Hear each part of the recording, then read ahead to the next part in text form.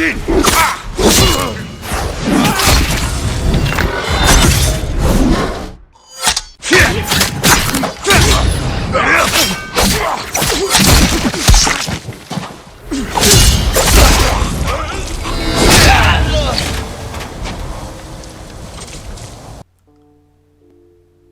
you are looking at here is Ghost of Tsushima on the PlayStation 4. Released in 2020, this is one of the prettiest looking games ever released anywhere. But as you decapitate the enemy or slice them in half, do you ever take a moment and wonder how we got here? I mean, how we got to this stage in video game evolution? Would we be playing Ghost of Tsushima if Samurai Warrior had not been released on the humble Commodore 64? Would Red Dead Redemption 2 exist had High Noon on the C64 not been about? And would the Commodore 64 even have existed at all had it not been for Atari being bold enough to envision a home video game system in every house, where games are interchangeable and two players can enjoy Pong at home? Let's take a moment to reflect and have a moment of clarity here. When nailing the apex in the corkscrew of Laguna Seca in Gran Turismo, or as you creep through the sinister echoing dungeons of Doom, or nail a 30-hit combo ultra finish in Street Fighter V, do you ever stop to wonder how the world got to this point in the history of video games? And yet, how much gamers owe to the events of the past 40 or so years? To my earlier statement, would Gran Turismo or any other driving game ever have existed if Atari had never come up with pole position? And who would be designing these games now if Apple's Steve Wozniak and Steve Jobs and the UK's own Sir Clive Sinclair hadn't developed computers that were cheap enough to appeal to the enthusiastic amateur, who then taught themselves to program and are now running major software development houses? And who would be playing these games now if people like Atari's Nolan Bushnell hadn't kicked off the video game business in the first place, and people like Shigeru Miyamoto hadn't made them part of popular culture? And who would be pushing all this technology to its limits if you, the viewer of this video, hadn't spent the best part of your life putting coins in slots and cash in tills and demanding better and better games for your money?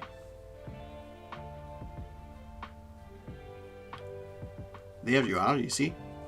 You didn't realise it, but you are already inextricably linked with the whole history of video games. That being the case, it's now my solemn duty to help you fill in those gaps in your education and explain how things got to where they are today.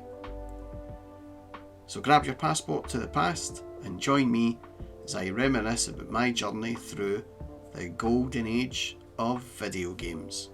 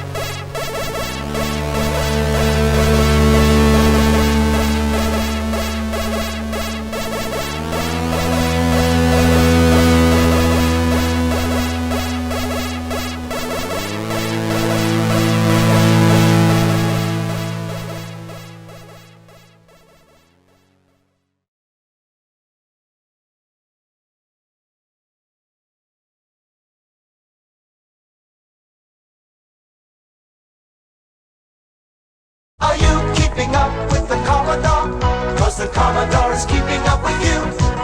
In a world of fun and fantasy, and ever-changing views, and computer terminology, Commodore is news. Are you keeping up with the Commodore? 'Cause the Commodore is keeping up with you. Are you keeping up with the Commodore? 'Cause the Commodore is keeping up with you. Wow, what an advert. With advertising like that, no wonder the Commodore 64 turned out to be a massive success for Commodore. And yes, I too was now keeping up with the Commodore.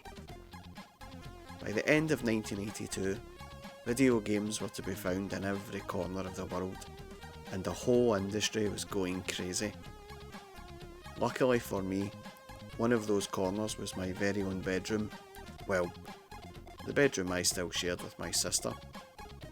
Santa had been extra good to me and had delivered a brand spanking new Commodore 64, complete with data recorder, 2 joysticks, and a handful of mainly rubbish games, all except the conversion of Atari's pole position. Could a 6-year-old's life get any better? I thought if anything was going to put a dampener on things, it was going to be my sister. After all, I had convinced her that a computer was the best thing we could get for Christmas, and I guess that explains why there was a second joystick there. But in actual fact, there was something far more terrible that would actually take place. Gremlins. You gotta watch out for the foreigners because they plant gremlins in their machinery. In 1984, Joe Dante directed a movie called Gremlins. He must have got his inspiration for this film from the countless people who had been delivered faulty Commodore 64s for Christmas. It was a disaster. My first C64 lasted only a few weeks and it broke down. My parents had decided to take it back to the shop where it was purchased and demand a replacement. Problem was that this was a massive seller and they simply didn't have any in stock. The best they could do was send it back to Commodore for repair, and even worse, this would take a few weeks. I was only 6 years old. A few weeks might as well have meant forever in my book, but worse was to come. It wouldn't take 6 weeks. It would actually take a lot longer than that. And this resulted in my parents having endless battles with the shop staff. But they weren't alone. It would seem that 1983 was the year for battles in the video games world. And I don't mean the kind that required a joystick.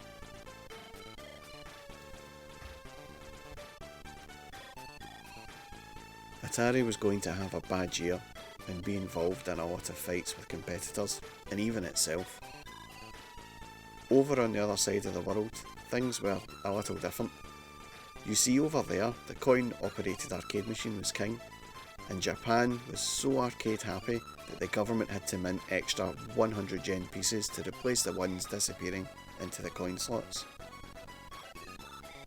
Meanwhile, the US arcade business coined in over $5 billion, leading parents and politicians to consider banning children from playing video games completely. But the pull would get even stronger during 1983, when games would become more realistic. Players were awestruck with Atari's 3-screen wide motorsport thriller TX1, and Star Wars, a 3D shoot 'em up which placed you in the climactic space battle from the hit movie.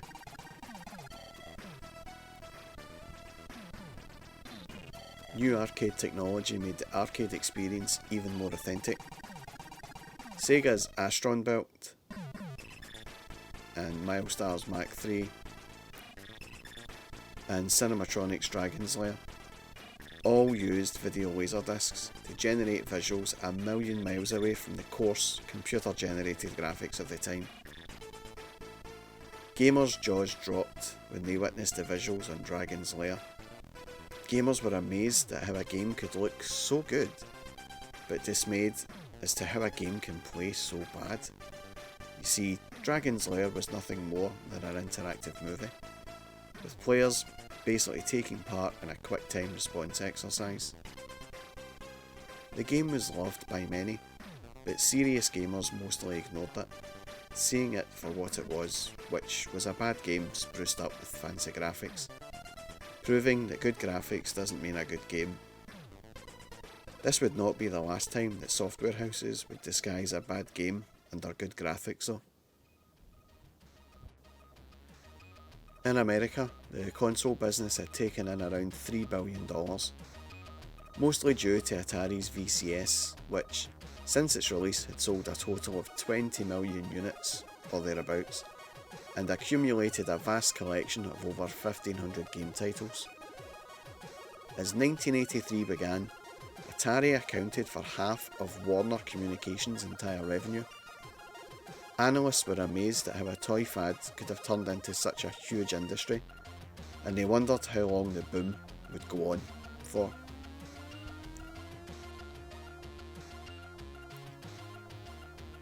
ColecoVision surfaced during 1982 in the USA and got off to a flying start because it came bundled with a spot-on conversion of Donkey Kong. It had a pretty dazzling effect on UK punters when it arrived in spring 1983. Priced at £150, it was pricey, but with excellent graphics and quality coin-op conversions such as Zaxxon and Gorf, the ColecoVision quickly acquired a dream machine reputation. Even more exciting were the hardware add-ons for the ColecoVision. A driving module with a steering wheel and accelerator pedal came packaged with the conversion of Sega's Turbo. A VCS cartridge converter made the ColecoVision the ideal next machine for those VCS owners. I played on ColecoVision. Activision. I played on ColecoVision. Mattel's M Network and Imagine. We played them on ColecoVision. Introducing ColecoVision's first expansion module that lets you play all Atari 2600 compatible cartridges. And with all of ColecoVision's cartridges, that means you can play more games than any other video game system. It's simple. You can play Atari 2600 cartridges on ColecoVision, but you can't play ColecoVision on Atari because your vision is our vision. Atari themselves weren't too pleased about the converter and sought an injunction to stop Coleco releasing the device. After months of legal wrangling, Coleco paid Atari a royalty on all the converters sold, and it was finally released in the UK in September. There was more going on at Atari than players realised. The VCS was losing all its momentum in the USA, and Atari found itself churning out more cartridges than it could sell. The story goes that, after buying a license to put Pac-Man on the VCS, Atari built more cartridges than there were VCS players. The burial of 6 million E.T., the extraterrestrial cartridges in the Nevada desert, is another well-known part of the game industry lore. British gamers heard about this, but Atari's arm was able to give the impression of, well, it's business as usual. Activision released the acclaimed Decathlon and Pitfall, and Parker Brothers launched a cool Spider-Man cartridge. Atari announced plans for a keyboard to turn the VCS into a computer, and in May, Starpath launched a system which boosted the VCS's memory capacity, allowing it to load games in from tape, promising more gameplay at a lower cost. By summer, the quantity of new games seemed to slow down, and cartridge prices were dropping. Atari's take on the scramble genre, Vanguard, was released at under a tenner. When VCS Centipede appeared, adverts exhorted players to buy quickly at the special offer price of £24.99, because the price would be going up to £30 from the 1st of August. In retrospect, Atari probably had good reason to try selling as many games as fast as possible. Over in the USA, Atari was in a major cash crisis. Desperate to get rid of stock, it was knocking out $40 games for $4. On Wall Street, Warner Communications shares plummeted in value, and Warner were forced to announce that, over just the second quarter of 1983, he had suffered a $283 million loss, and most people blamed Atari.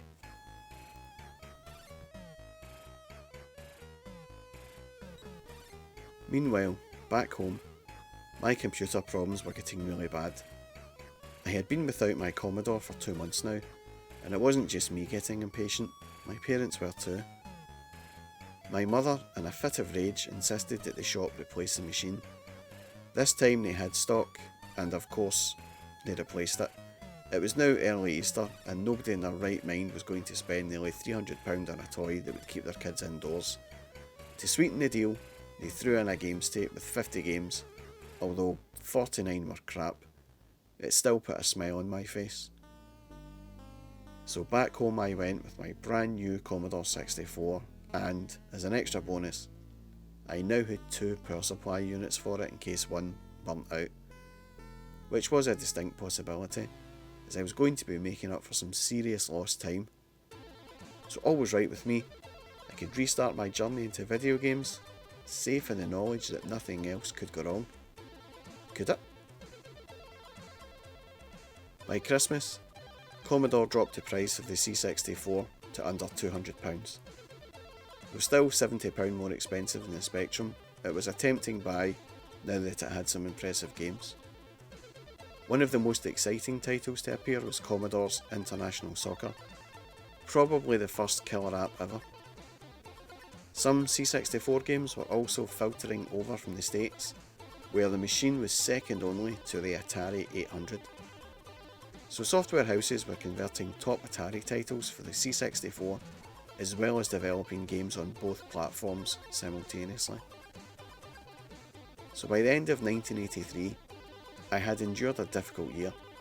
Although I only spent 8 weeks without my Commodore, it had seemed like an eternity. Even more so as when Christmas approached, and as I was making a list of all the games and goodies I was wanting for my Commodore, a parcel arrived. I was not expecting this, but the parcel was another Commodore 64. Except it wasn't. You see, it was my original one, repaired from Commodore and posted back to our house.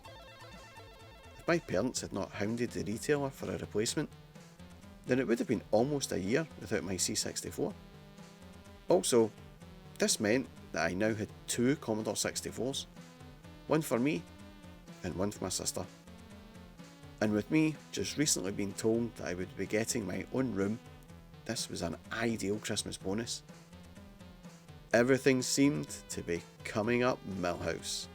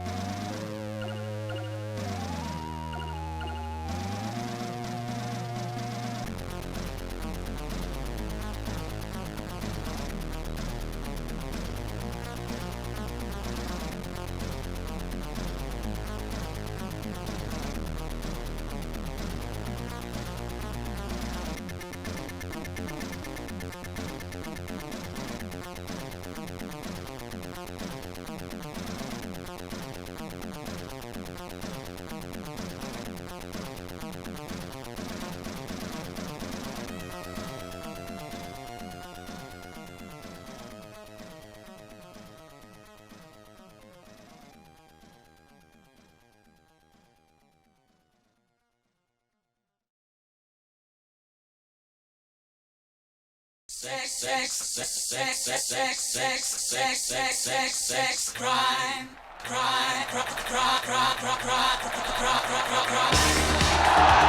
world we are preparing, Winston, is a constant victory, a constant triumph. You are beginning to accept it. You'll soon welcome it. And finally, become part of it.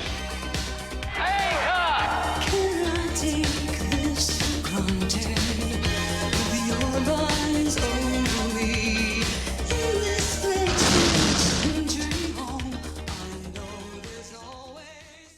It was the author George Orwell who predicted that by the end of 1984, technology would empower government agencies and help oppress the average Joe. As the real 1984 dawned, gloomy pundits wondered whether or not the growth of home computers was going to take us all one step closer to Orwell's vision. It certainly didn't seem that way, and even if it was, everyone else was having too much fun with their shiny new machines to notice. But one possible, terrifying vision of where computers could take us was to the brink of war. In August 1983, the movie War Games was released. The film follows David Lightman, a young hacker who unwittingly accesses a United States military supercomputer programmed to predict and execute nuclear war against the Soviet Union, with the computer and the military not being able to tell if it's real or a simulation. I loved this movie, and I loved the story behind it, especially how computers could be deceived into performing tasks not originally intended.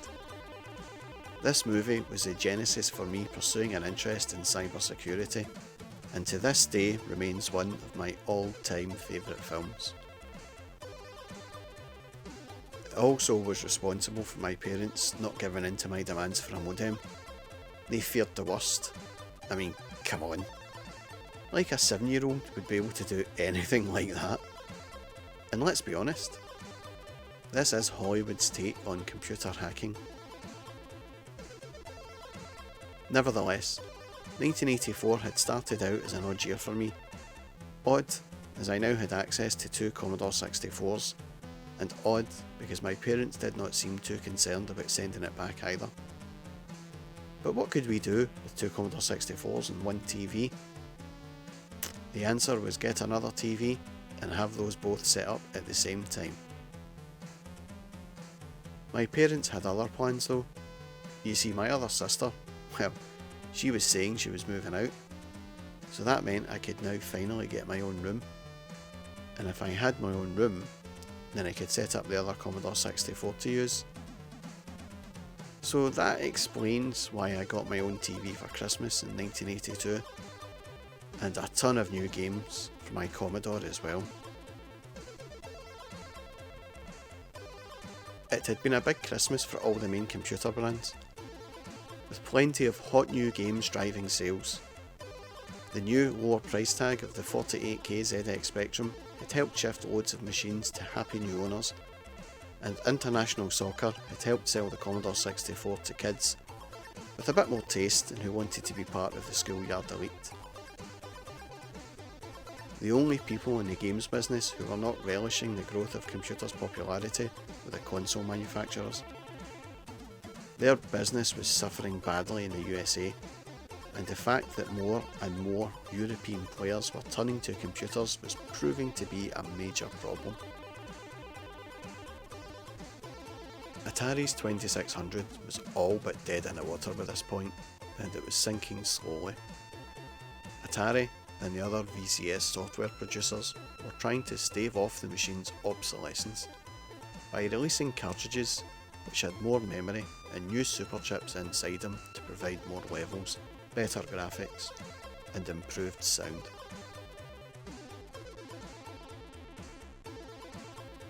The trouble was, all this just bumped up the price of the cartridges. As far as British players were concerned, the games were still no better than their Spectrum equivalents, and in some cases they were notably worse, and they cost nearly 6 times as much. In the States, things had long ago reached crisis point at Atari, The massive price cuts had helped clear its stock of cartridges, but Atari was still losing money. There were staff cutbacks and office closures, but Atari had finally had it.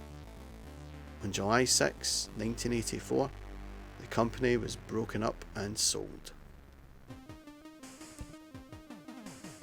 The computer and console hardware divisions went to the founder of Commodore, Jack Tramiel, who had recently been ousted from the company he started and wanted his new Atari Corporation to take on both Commodore and Apple. The arcade end of Atari was sold to Masaya Nakamura, and Atari Games became a division of Namco. Meanwhile, the price cuts Atari had instigated sent the whole US console business into a flat spin. Other manufacturers had to cut their prices to remain competitive. The result was that, by the end of the year, Mattel had sold off its electronics division, and Coleco, who were just about staying afloat thanks to sales of the Cabbage Patch dolls, they eventually folded as well. And with that, a long silence settled over the Western world's console industry. One place, however, during 1984 where there was no silence was in my house. My dad, a real DIY kind of guy, was busy doing a loft conversion in our house. This was to be a playroom for me and my sister, and would incorporate a massive train set, and also the other Commodore 64, along with my new Christmas TV. Things were looking pretty good. When the loft conversion was nearing completion, and the final touches added to the train set, I could not wait to get set up in there. This was going to be epic, as I would be able to play all of the games I wanted to play and not share with my sister. But then it all fell through. My older sister, who had moved out, presumably with her boyfriend at the time, suddenly moved back in. But I had her old room, so where was she going to sleep? She ended up sleeping in the playroom, and the playroom was converted to another bedroom. This was annoying as all hell, as it meant I still had to put up with all of her rubbish, plus also her endless nagging whenever I wanted to use the train set. No problem though, as to offset that issue, the second Commodore 64 and TV was moved into my room, and my mum and dad had bought loads of new games for me and my Commodore 64. Although new might not be the best way to describe these games, as they were not exactly original. And I do not mean a game designed, copied and rebranded. I mean they were copied. Still, I was very young and had no real concept of money, so I wasn't really too fussed.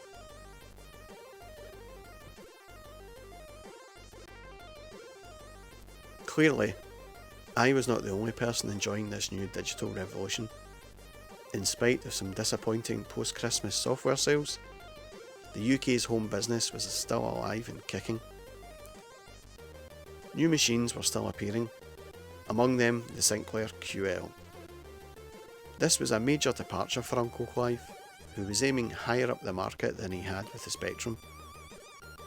The QL was meant to be a low-cost home/business machine, fit to take on the new IBM PCs and their clones. With its 128K of memory, 16-bit processor and twin microdrives. At £399, it was also an attack on Sinclair's old nemesis, Acorn, which was still selling the BBC Micro at that price. Commodore were not idle during 1984 either. Its Commodore Plus 4, released in the autumn, was an attempt at a QL type machine with 64K of memory and 4 business applications squeezed onto a 32K ROM chip. This plummeted between two consumer audiences of business and home computing. The applications were far too crude for business use, and because the Plus 4 was not compatible with the Commodore 64, it did not have access to a ready supply of games. The Plus 4 was only compatible with the Commodore 16, released at the same time, but seeing as that only had an inadequate 16K of memory, it was also destined for oblivion. A more successful entrant into the European computer scene was Alan Sugar's Amstrad. After making a mint by flogging cheap, rubbish, all-in-one music centres, Sugar decided to move into the all-in-one computer systems. The Amstrad CPC 464 came with a built-in cassette deck and a monitor, all for the princely sum of £239 with a green monitor, or £339 with a colour monitor. The machine itself was well designed, and Amstrad had made sure that there would be some good software available when it launched. It also had the benefits of Amstrad's distribution network to stores like Comet and Rumbelows, and it had an established name on the box. Parents looking for the family computer were pleased to find an all-in-one package that looked like good value for money. It wasn't long before the Amstrad began challenging the Spectrum and Commodore 64 for the hearts of the gaming public. For the moment though, most companies favoured the Sinclair and the Commodore machines over all others, and they were quite right too, as the Amstrad was a glorified piece of rubbish, no better than a Spectrum, but with some more colour, and that green monitor was rubbish, although it was probably used as a marketing ploy by Alan Sugar to ensure most people bought the more expensive colour monitor options. With 16K systems now thankfully a thing of the past, programmers were able to work on increasingly ambitious games. I, and countless other Commodore 64 owners, were delighted to see Ultimate developing for our favourite machine too. Even if its first 64 title, Start of Karnath, did look a bit ropey. By the end of the year, however, most of the best Commodore 64 games were being imported from abroad. Birmingham-based distributor Centresoft set up an operation which would ship in the wealth of classy Commodore and Atari games being developed in the States, and sell them in Europe on a new label, US Gold. The new company's first title was Beachhead, an entertaining multi-stage combat game which proved an instant hit. It was followed up by Bally Midway's Spy Hunter and Tapper. US Gold also signed up a range of celebrity-based games, including an excellent Bruce Lee platform game from Datasoft. US Gold's success prompted other software companies to look abroad for their titles. Quicksilver took on some titles from Epix, the first one being a spectacular sports simulation called Summer Games.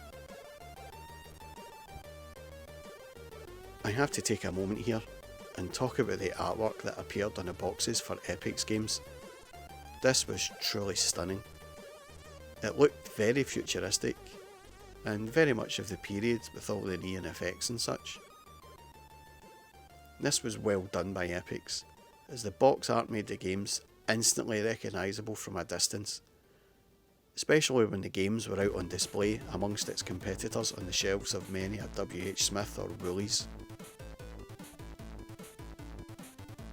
Budget software ranges also kicked off in 1984. The first was Mastertronic, which seemed to appear everywhere, from computer stores racks to newsagents' counters. Likewise, the Firebird range from British Telecom's new computer games division. With a price point of around £2, the games took off immediately as pocket money or impulse buys, but the low price point was sometimes used as an excuse for low quality games. Having said that, both companies produced as many gems as they did duffers, and they served as a launchpad for the careers of some of today's best games programmers. Probably. Something else that can't have helped the software industry in 1984 was a growth in software piracy. Commercial piracy was on the grow, but players swapping games in the schoolyard was a big problem. The classified ad pages of magazines featured ads for tape copying software, and at computer clubs up and down the country, gamers gathered to spend a pleasant Saturday afternoon swapping and copying games. My method of choice was a clever little device called a backup board.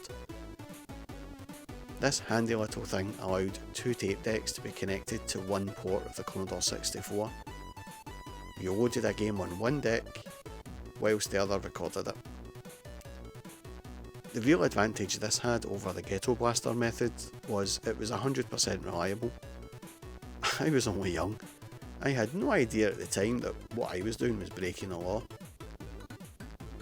My dad also knew one of his pupils who had a ton of computer games on a variety of different machines, and one Saturday a month, my dad, sister and me would spend an afternoon over at his place, backing up his games. The best that software houses could come up with to restrain piracy was to record the games using non-standard tape techniques and include extra devices in a game's packaging, thus ensuring that only legitimate copies would play. Code sheets, which required the player to look up a sequence of colours or letters, were the most popular, though more exotic items, including the famous lens lock, were yet to come. A company called GLC Data came up with what must have been the ultimate anti-piracy gizmo. Before anyone could use it, the Ministry of Defence seized it and made its design the subject of a secrecy order. Apparently it was so effective at protecting software that the mod feared it could be used to pass secrets. So George Orwell was right after all. By 1984, Big Brother really was watching you.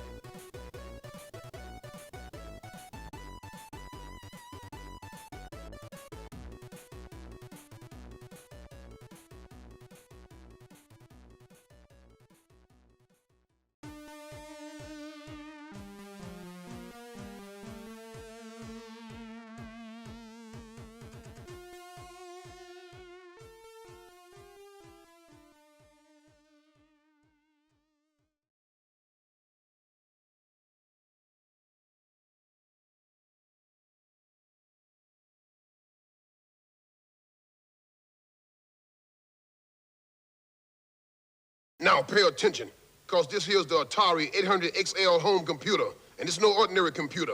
It's got the best graphics, even make me look good. And it's easy to use, so you can fly a plane, explore the brain, study law, learn to draw, communicate, interrelate, shoot the stars, build a car, move with the times, expand your mind.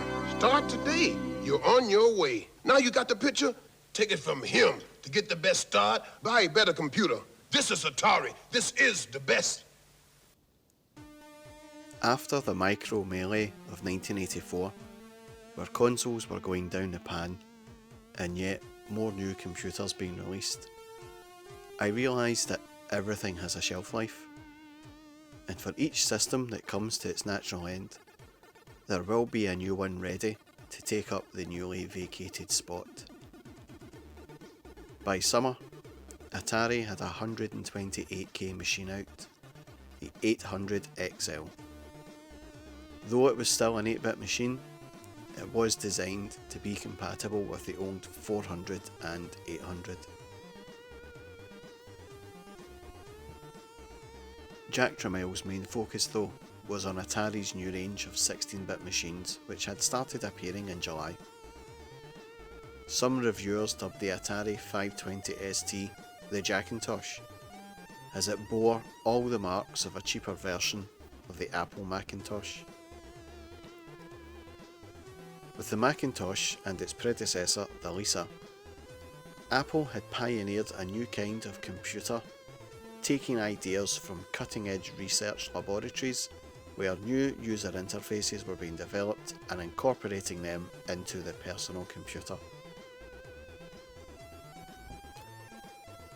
The Macintosh mouse and easy-to-use graphical desktop display had made it a popular machine among computer haters in the USA, but they cost nearly £3,000. The Atari ST offered as much, if not more power, and the same user-friendly facilities for only £750. An absolute bargain. Well, sort of. The ST was a powerful machine alright, but £750 was too expensive for most home users in Europe. Any computer hardware that cost more than £200 was not worth the money, especially as most people really only wanted a computer to play games on, and there weren't even any games available for the ST, which was disconcerting considering this was an Atari machine.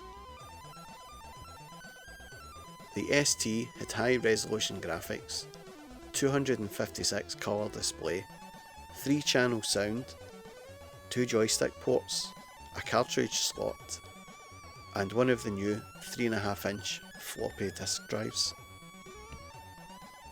It certainly had all the prerequisites of a fine games machine, but until gamers started buying the ST, who would want to produce games for it? And until software publishers started releasing games for the ST, why would game fans want to buy it? It was the old catch-22 again. But if the ST looked like a white elephant, what about Commodore's new 16-bit machine, the Amiga?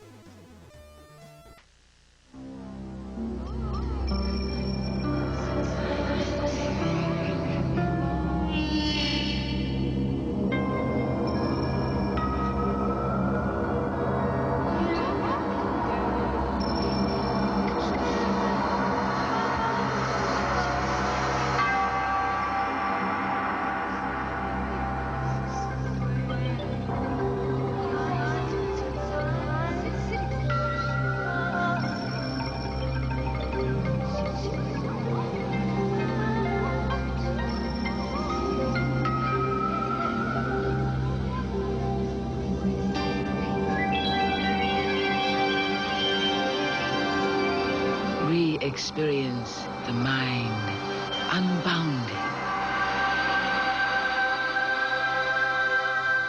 Amiga, the first personal computer that gives you a creative edge. Like the ST, the Amiga garnered strong reviews because it looked so amazing. Possibly even more spectacular than the ST, thanks to its superior sound and graphics capabilities. But Commodore were charging more than £1,000 for the machine. Again, there were no games available, and apparently all you could do with the Amiga was watch the 3D model of a ball bounce around the inside of the monitor, or mess around with a picture of Tutankhamun in a new screen art package called Deluxe Paint. When the Amiga did arrive though, no one really knew what to do with it. Commodore was saying it was a business computer, but it seemed obvious to everyone that it was really an over-expensive games machine. But that price was going to have to come way down before it was accepted by the public at large. But it was almost a guarantee that when the two 16-bit home computers arrived in the UK, then a rivalry would form that was comparable to the Speccy versus C64 one. Fancy though they were, the new 16-bit computers were to face competition away from the home market.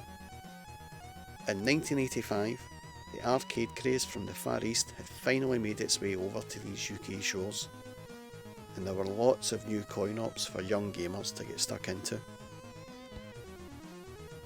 Atari produced two mighty games in Paperboy, and the 4-player sensation that was Gauntlet. Konami released Green Beret and Salamander, which was a sideways scrolling blast. Capcom gave us Ghosts and Goblins and the excellent Commando game. And Nintendo would introduce the world to a game that would quite frankly end up changing the way games are made, And that game was, of course, Super Mario Brothers. Although, we wouldn't see that game for at least another year. This was the year where I would get my first arcade addiction in the form of Commando. My dad used to take me and my sister to the local swimming baths every Monday, and on the way home we would nip into the local chip shop and get a bag of chips. But my chip shop was a bit different. In a bid to make as much money as possible, my chippy had decided to install an arcade cabinet, and his first game was Commando. I would start to make regular visits to the chip shop after school and put my 20 pence in for a go. I was still small at that time, and so the owner was kind enough to leave a milk crate at the side of the machine for the rather small patrons such as myself. I got hooked in this game very quickly and could not wait for a release on a Commodore 64, as this would allow me to save my 20p's, but also see how close the C64 got to replicating the arcade experience. Over the course of time, the chippy would replace Commando with other games, most notably Green Beret and the pretty terrible ER Kung Fu. Not that that game was bad, well, it was pretty rubbish, but it was so rubbish it was actually good, and I'm not ashamed to admit spending more than a few 20 pence pieces on it.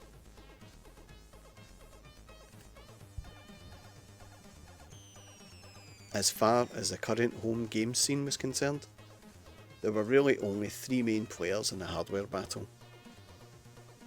The Spectrum was still going strong, and the Commodore 64 was growing mightier by the day, especially with the influx of more and more top-notch American software. In third place there was the Amstrad CPC. Though still the comparative infant, it was pretty well received over the Christmas period, and continued to sell well into the new year thanks to Amstrad's plan to bundle the machine with a pack of 10 software cassettes. The BBC Micro had become more of a sleeper of late, but was still ticking over with the occasional good game. But over the year, it was to fade gradually into the background. With another Micro facing the Digital Reaper, software houses turned their attention to producing games for the 3 main machines: the Spectrum, the Commodore 64 and the Amstrad. The first big release of the year was US Gold's Raid Over Moscow, a terrific shoot 'em up programmed by the same American developer as Beachhead. It was a massive hit, though it did have a few ideological problems insofar as it sent the player on a mission to blow up Moscow and other Russian cities. Complaints were made, and by the time US Gold had produced the spec-aching version, its name had been truncated to simply Raid. Speaking of Beachhead, a sequel was released in 1985, and it was even better than the original. It was more a series of minigames, but each one was entertaining and challenging enough in one player. But with the sequel you could play player versus player, which allowed you to test your mettle against a friend. A wealth of excellent software really made the Commodore 64 shine during 1985. Another visitor. Stay a while.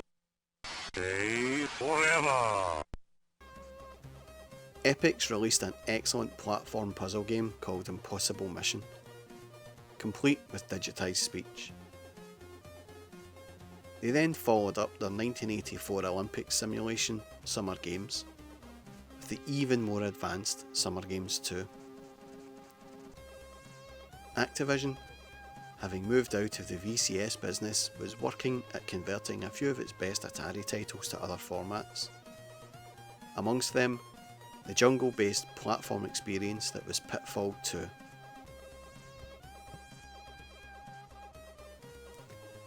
Activision's trump card, though, was its license with the new software division of Lucasfilm, a company behind the Star Wars movies.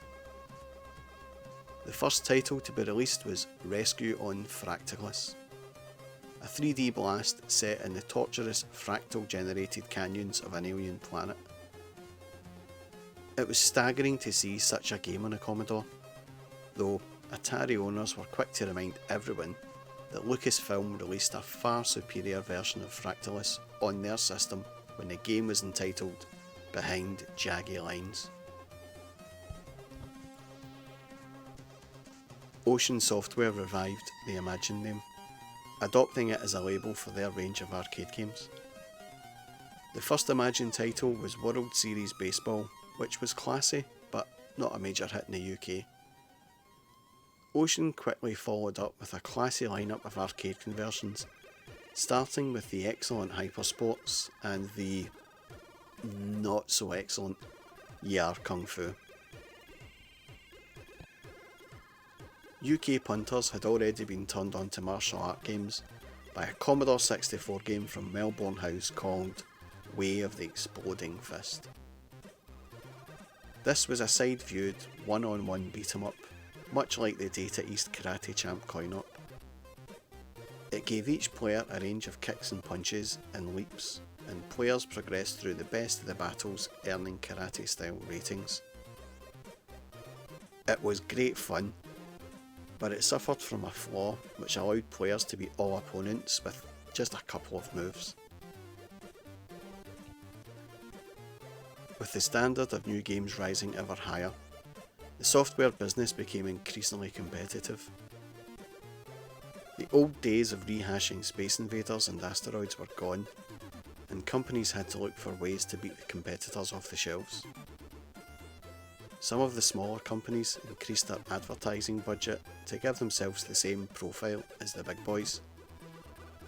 Others just put their games in bigger boxes, and others yet looked for foreign games to snap up, especially stuff from the States, which players were beginning to recognise as the source of some of the best titles around. To some, licensing was the answer, so they sought after celebrity endorsements. Ocean's Frankie Goes to Hollywood was an unusual arcade adventure based on the music of the band who were big news at the time. And Elite used boxing champ Frank Bruno's name and likeness to promote their clone of Nintendo's Punch-Out. Other licenses were desperate attempts to save mediocre games from oblivion. CRL located a Blade Runner game which, instead of being based on a movie, was a video game interpretation of the film score by Vangelis. Presumably that license was a hell of a lot cheaper.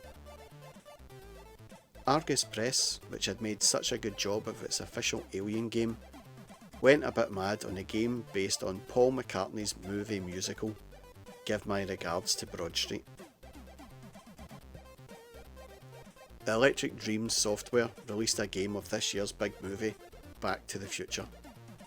The game was mostly terrible, but software houses were looking to secure licenses for the next big thing, and producing games based on films seemed to be a popular option. Obviously, these same developers had forgotten about E.T. on the 2600. With so many great games, and just as many duff ones appearing, it was now more important than ever to make sure the wrong decisions were not made when purchasing new games. And so this was around the time where I started to subscribe to Commodore User, mainly for the reviews, but the magazine did come with other educational articles, which helped me convince my dad that it was worth the money. The magazines boasted of huge reviews, but in reality each review had one or two paragraphs and one screenshot or two, usually in black or white. So not ideal, but at the time it was all we had. As software companies expanded and started shelling out big bucks on licenses, some of the costs had to be passed on to the players, and game prices started to rise from around £6 to £10. This helped cover the extra expenses, but gave kids greater incentive to pirate games that they can't afford. Ironic, seeing as piracy was one of the expenses the price rises was intended to cover. In an attempt to silence cries that companies were not offering good value for money, more and more started up budget labels to sell the B-grade rated games, or re-release their older titles. As Christmas approached, there was much back catalogue routing, and the compilation pack was born. But the tills were still ringing through to the end of December, and it was becoming clear that this could be the last Christmas that certain companies would be spending in the games business. 1986 would be the year of the shakeout.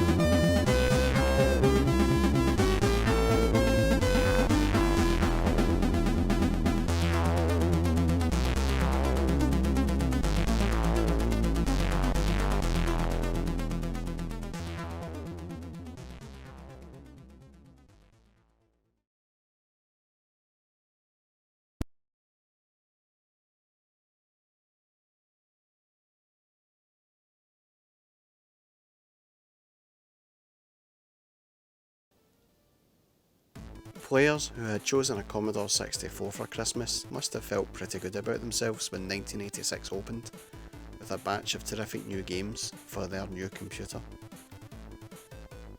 Lucasfilm launched 3 new titles in 3 months, starting in January with a 3D planet roving scavenger hunt called Corona's Rift. This was swiftly followed up by Ball Blazer, an exhilarating, futuristic sports game in which 2 players zipped around a checkered 3D pitch, trying to slam a giant ball into the opponent's goal. Lucasfilm's 3D fractal routines returned in its next game, the Eidolon, though this time they would be used to render claustrophobic caverns, populated by fabulous dragons, rather than the realistic mountainscapes as seen on Rescue on Fracticus from the previous year. Meanwhile, Activision's David Crane had come up with Little Computer People. This digital version of the Cabbage Patch doll installed a simulated pet person and his dog into an on-screen house. The player then got to observe him going about his business, watching TV, playing on his computer, and so on.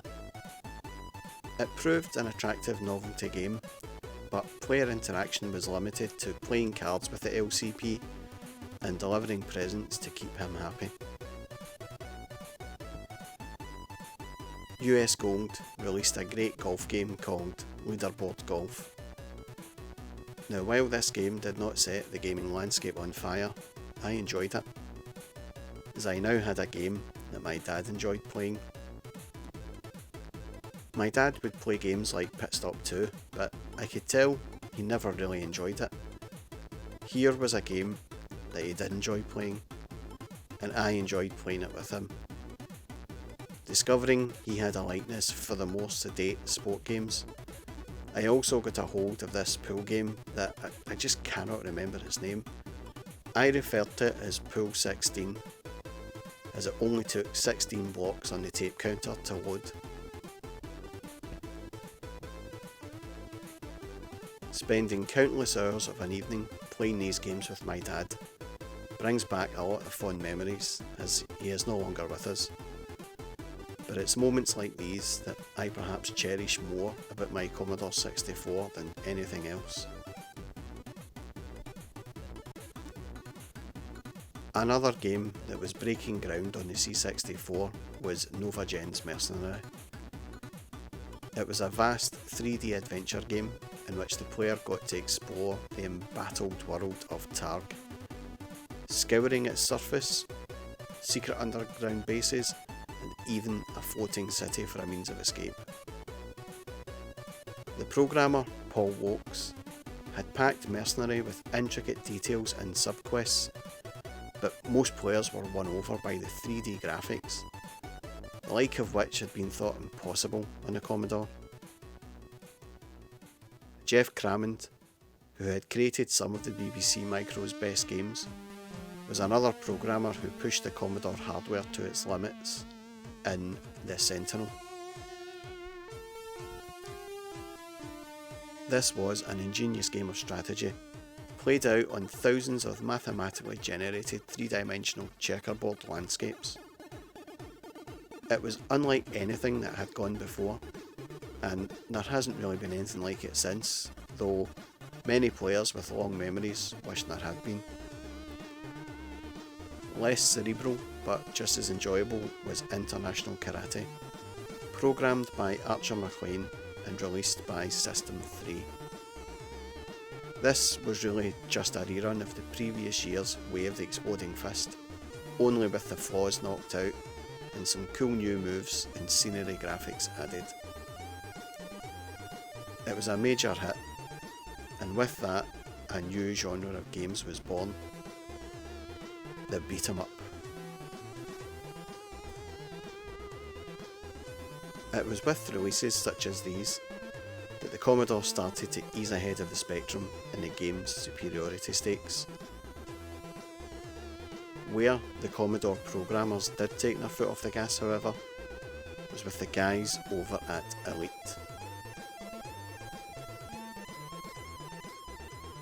The software house known as Elite had obtained a license to one of my favourite games so far, Commando, and I'd been waiting a long time for this, and when I did finally get it, I was disappointed. The graphics were a faithful reproduction of the arcade original, and the soundtrack was amazing. The gameplay itself was spot on, what there was of it. In what seemed like a slap in the face to me, the Commodore conversion only had 3 levels from the arcade. 3 levels. This took no time at all to complete. I was outraged. But why? Why did the game only have 3 levels? I could not figure this out, but I soon would when I played another game that was very similar indeed.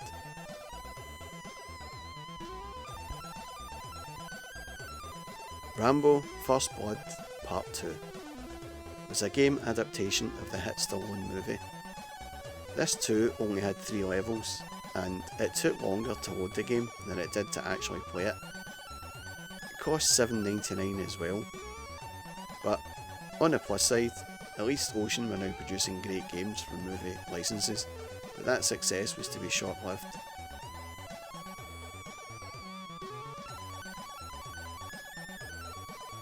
This is Highlander on the C64, a game of the reasonably successful movie. You play Connor McLeod and battle against some of the movie's main protagonists. This game too was very short and very rubbish. Some people say this was the worst game they ever played on the C64. Me, I was just grateful I did not pay full price for it.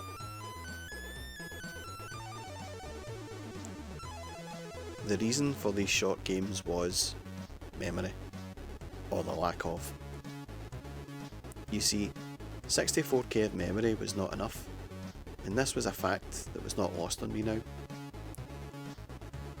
I had noticed quite a few differences in the C64 version of Commando and Ghosts and Goblins, and also Green Beret.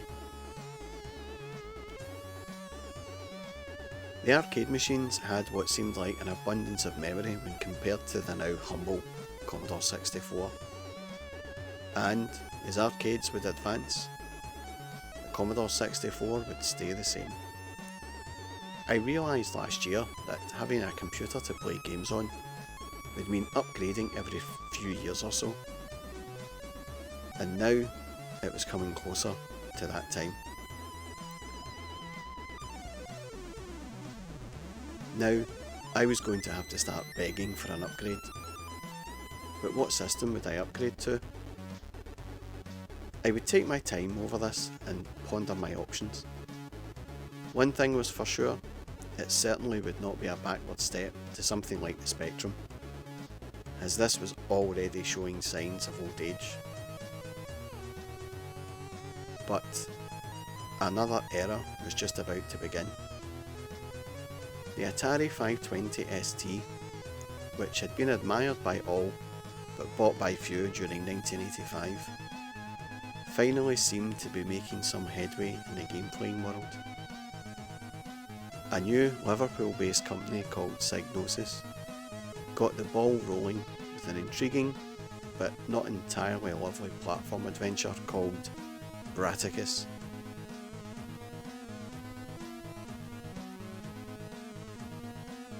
But it was Firebird's sister label, Rainbird, which released the first really impressive ST Games titles.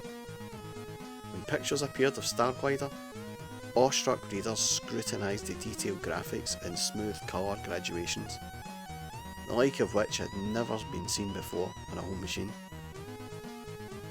Developed by Argonaut Software, Starglider was a 3D shoot-'em-up, which looked like some kind of fantastic cross between Elite and Battlezone. Even more visually attractive was The Pawn, an adventure game with beautiful artwork accompanying each location, and novel drop-down command menus. Towards the end of the year, Firebird announced that Mike Singleton was working on the first official Star Trek home computer game, which would feature 3D space battles and digitised pictures of the original USS Enterprise crew. Adding to the Firebird stuff, System 3 released pictures of an ST version of International Karate, featuring extra realistic graphics, and it was hinted that the game would also feature 3-player punch-ups. The Amiga, though still plenty expensive, was also attracting game developers. Electronic Arts created a spot-on version of one of 1985's hippest coin-ops, Atari's Marble Madness. News filtered back from some American trade shows that a company called Cinemaware was creating what amounted to interactive movies on the Amiga.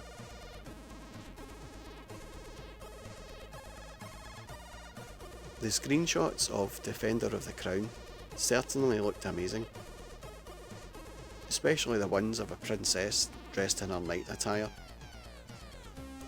And with such sexy pictorial delights, the 16-bit games industry was born. These were the machines that most British players were now setting their sights on. Maybe they wouldn't be able to get one this year, but in 1987? 16-bit computers were going to be the next big thing, that was for sure. Possibly.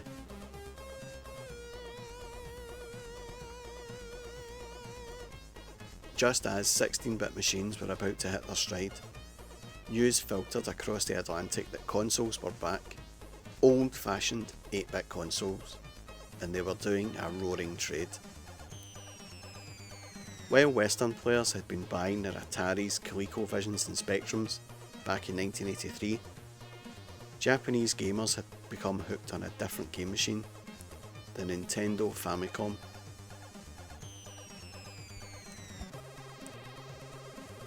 The Famicom, though still an 8-bit machine, was technically superior to anything else on the market at the time, and at around £70, it was half the price of its competitors too. Within 2 months of its launch, Nintendo had sold 500,000 Famicoms in Japan, and demand showed no signs of dropping off. Nintendo's strategy was a shrewd one: sell the machines as cheaply as possible and make money on the games. In fact, it was doubly shrewd, because Nintendo retained all the rights to produce Famicom game cartridges. This meant that if a developer wanted to get into the lucrative Famicom market, it had to sign a contract that made it an official Nintendo licensee, and then had to pay Nintendo to actually manufacture the games?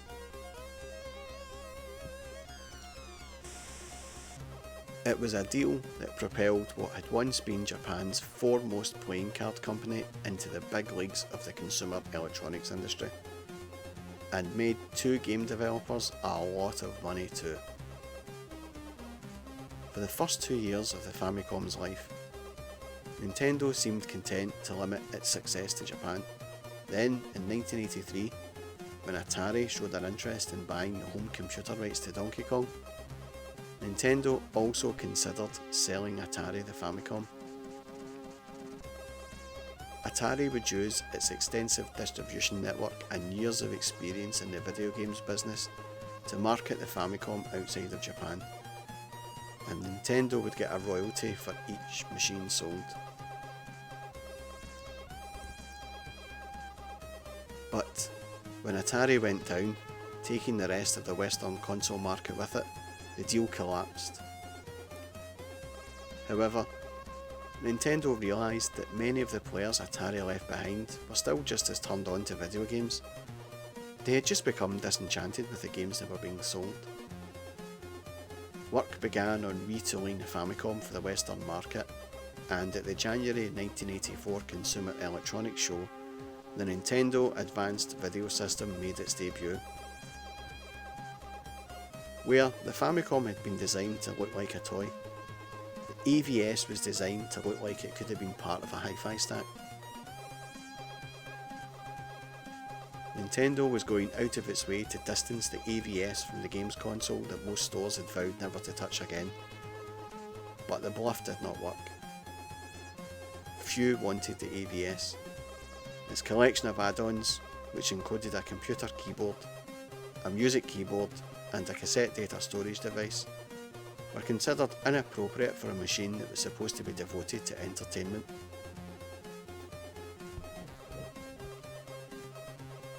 Still keen to crack the foreign market, Nintendo went back to the drawing board and 18 months later returned with the Nintendo Entertainment System.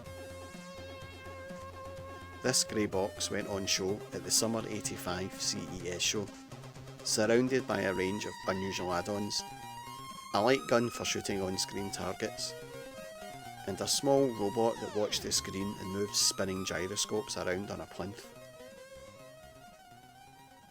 It was the robot ROB which attracted the interest of most of the toy trade visitors, but they were still reluctant to actually place orders. With optimism and increasingly short supply, Minoru Arakawa, head of the recently formed Nintendo of America, tried out the NES on groups of kids to test their reaction to the system. They hated it, but when Arakawa reported this to Nintendo's boss, Hiroshi Yamauchi, he was told to ignore the research and go with the product. It was decided that the NES would go into toy stores in New York only to start with, just in time for Christmas of 1985. Arakawa's team worked night and day trying to get some managers to stock the NES, and then setting up promotional events to introduce the system to the public. It was slow going, but eventually the machine took off across America. By the end of 1986, 1 million systems had been sold in the US. And the demand for the NES was growing, thanks at least partly to its killer game, a spot-on conversion of Shigeru Miyamoto's Super Mario Bros. Most British gamers were oblivious to this gaming revolution, and the first they heard of the NES was in coming soon news stories in magazines like Computer and Video Games. The general tone was, well, that thing's not bad, but why would you want one if you have the Spectrum or Commodore 64?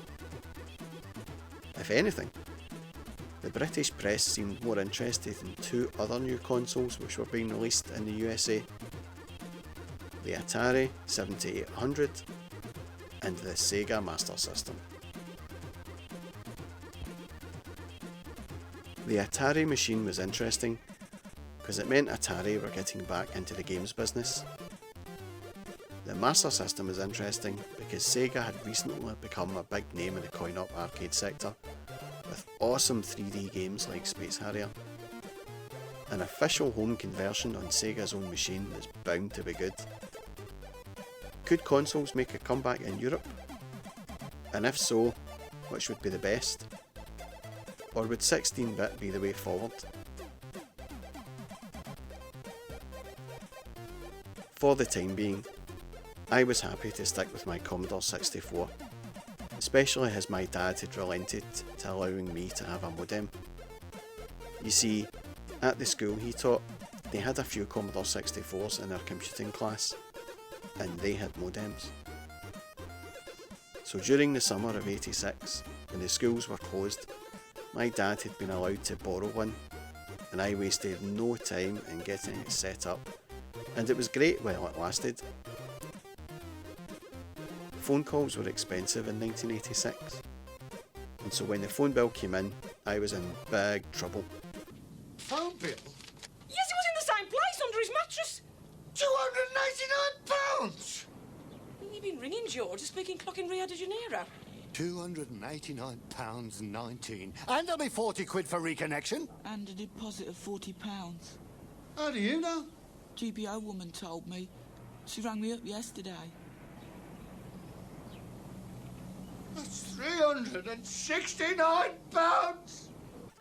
And with that, my first online experience came to a very abrupt end.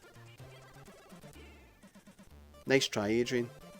It only took you 13 3/4 years to run up a huge phone bill. I done one before I was 10.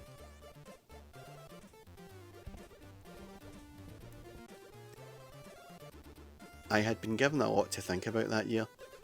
New, more powerful machines were out in the UK, and consoles might be making a comeback too. After the whole modem and phone bill incident, maybe a console would be the best option for an upgrade. After all, they could only play games. But the Atari ST and the Amiga could do more, and this might be an easier sell on my parents, using the whole education argument and all. The 16-bit computers seemed very expensive. I struggled to think how I could convince my parents to spend even more money on my gaming habit. But then, the Nintendo was a fraction of the price. Unfortunately, the games were pricey. Very pricey. In 1986, £35 for a game was perhaps a bit too much, and as I deliberated over what machine to get next, I realised my next choice could be make or break. I did not want to back the wrong horse here.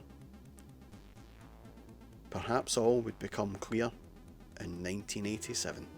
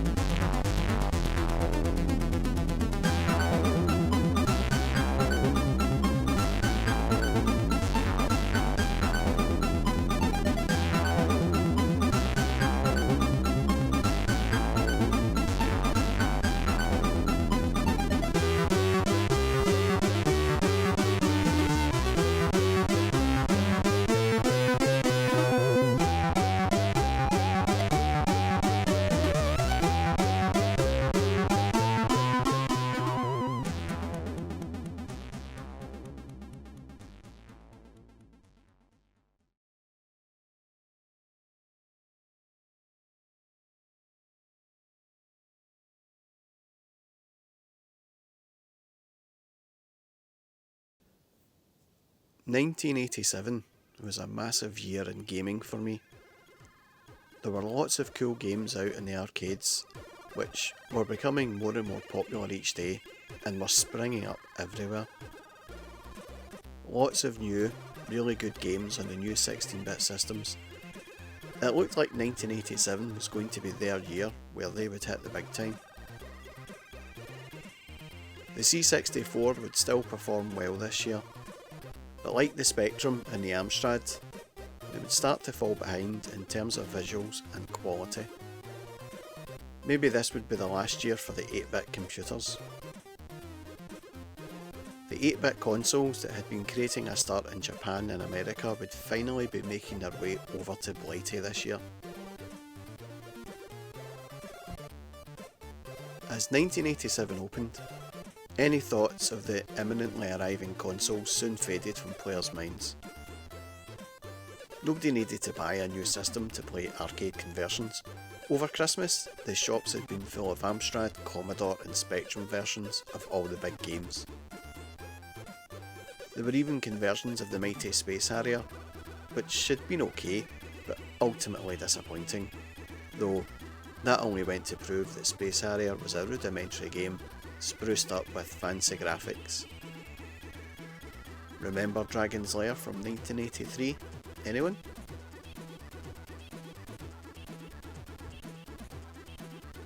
Any conversion of Space Harrier, probably even the official home version from Sega, would not be much to write home about. So what was the big deal? The big deal for me during 1987 was the fact my parents had bought a new house and we would be moving away for good. And I do not mean just 5 minutes down the road. It seemed like it was miles and miles away. My neighbourhood had become a hard place to live in. I had a friend who stayed in the same street as me, only about 20 yards up the road. He would come over to mine most school nights, and we would play games on my Commodore, such as Pit Stop 2, Summer Games, and even challenge each other on Green Beret to see who could get the farthest.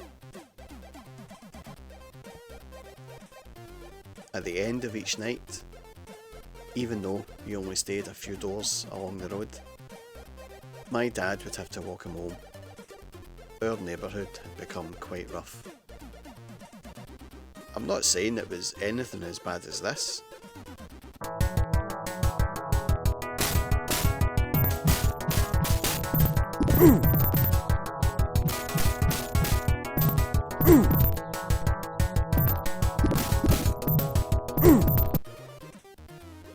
But my parents had decided it was time to move to a more sedate place, somewhere out in the sticks. I was gutted for sure, as it meant saying goodbye to a lot of schoolmates that I was probably never and did not ever see again. But with each grey cloud comes a silver lining. I was hoping that my new school buddies would all be computer geeks like me, and that they would have maybe an Atari ST or Amiga. This would almost certainly make my next choice of home video game machine far easier. I hoped and prayed for some kind of computer geek nirvana, but it never happened. Some of the kids did have computers, but these were mostly Spectrums. Some even still had Atari 2600s. I didn't get it. When I stayed in my old place, not every house had a car, and the neighbourhood was poor and run down looking for sure. But here in my new bit, every house had a driveway, and every driveway had a shiny new car or two in that drive. My neighbour's parents had an E-Reg XR3i and an E-Reg Ford Capri. But when I asked about if they played computer games, I got this blank expression, and was told that they did not have rich parents, so a computer was something they could not afford. My parents drove old, beat-up cars. They were not rich by any stretch of the imagination. My dad was a high school teacher, and my mum was a nurse. But it soon became clear the reason for the shiny new metal. The price of the cars had been added onto the mortgage, so it was a case of fur coats and no knickers, as my mum would say. When I got settled in at my new school, which was more troublesome than it seemed, and this is the other thing about my new bit, When I stayed in my old place, we had one school round the corner from me. It was a Catholic school, and the Protestant school was a good distance away, opposite the local park. Here, the Catholic and Protestant schools were beside each other, and they looked identical. When I got off the school bus, I accidentally walked into the wrong school, and I was never able to live the shame down. Had this happened in my old neighbourhood, I would have been lucky to walk away. Now, I'm not saying that my new neighbourhood was like an old firm Brokeback Mountain or anything, but it certainly was a lot more tolerant. But anyway, once I got settled in and the hazing had stopped, I established a circle of computer friends, and we would gaze starry-eyed into magazines such as Computer and Video Games or Your Sinclair or Zap 64. CVG was the best mag, as this covered a multitude of formats and provided much talking over how great the games looked on the ST and Amiga, which then got me asking the rest of them, what computer would you go for next? But they seemed largely content with their Spectrums, but they did mock the Sega console. The price of the games, the lack of a keyboard. A keyboard? Even though, when I asked them what they do with the Specky, they all said they play games. Nobody coded at all. The Sega also looked a bit like a toy, so I quickly picked up that this lot were not enthused by the Sega console. No one was exactly gagging for the arrival of the Nintendo system either. What was going on with that robot? Guns to wave at the screen? Very childish. And if the best game they had was Super Mario Bros., well, a lot of players had not even bothered with that in the arcades. They preferred the games with fancy graphics, explosions and lasers, to the ones with bricks, turtles and plumbers. Indeed, why bother waiting until the summer for consoles to arrive, when you could play hot arcade games like Gauntlet on your Commodore 64 right away, courtesy of companies such as US Gold. In fact, between the three of them, Elite, US Gold and Ocean seem to have conversion deals tied up for just about every decent coin-op around, even those fancy Sega games. And it wouldn't be long before Activision boarded the arcade license gravy train. Consoles? Pfft, a mere fascination. And you couldn't copy your mate's games either. If anything was going to make the kids replace their Spectrums, it was going to be the lure of the ST and Amiga, which was growing stronger month by month. Support for the Atari machine was building fastest, for the simple reason that it was the cheaper of the two machines and was more popular. The ST had approached the wealthy player's expense threshold, and the attraction of nifty arcade conversions such as Arkanoid and Gauntlet was enough to tempt more and more of them into the 16-bit domain. The more ardent adventure players were also rather taken with the ST. Magnetic Scrolls' groundbreaking graphics enhanced quest, The Pawn, was showing off its sequel, The Guild of Thieves. Level 9 Software, who had been master builders of adventure games since the year dot, also moved on to the ST with Night Orc, which featured hand-painted then digitised artwork for every scene.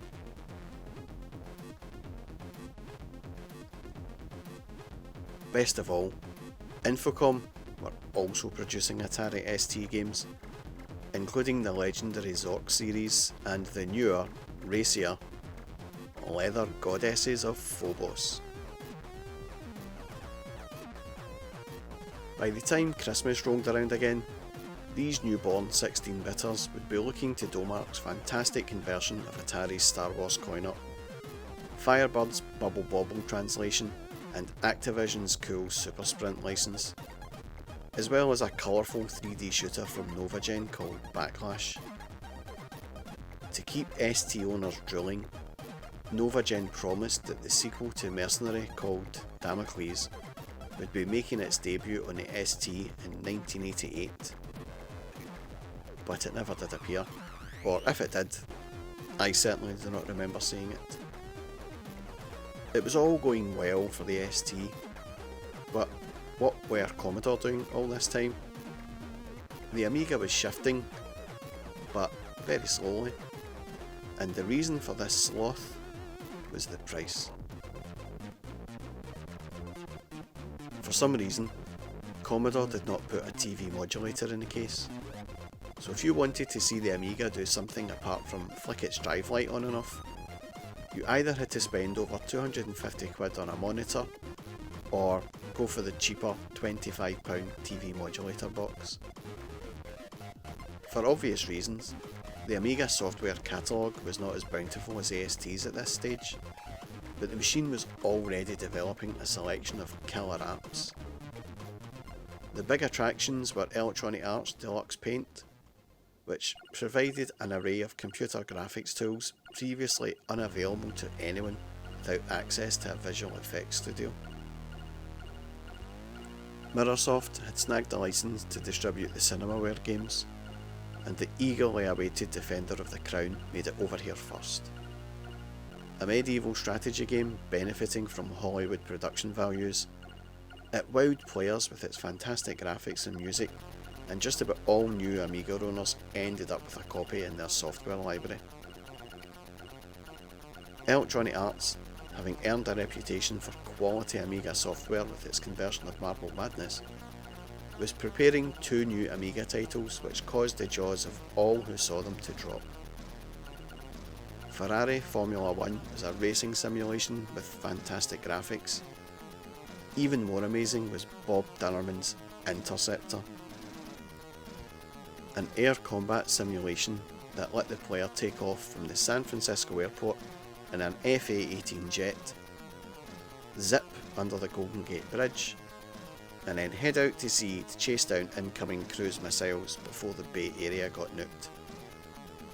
Interceptor was amazing, not just because it was the first flight simulation to have action and realism in it, it also had spectacular graphics and view controls, which let you watch the action from almost anywhere inside or outside the aircraft.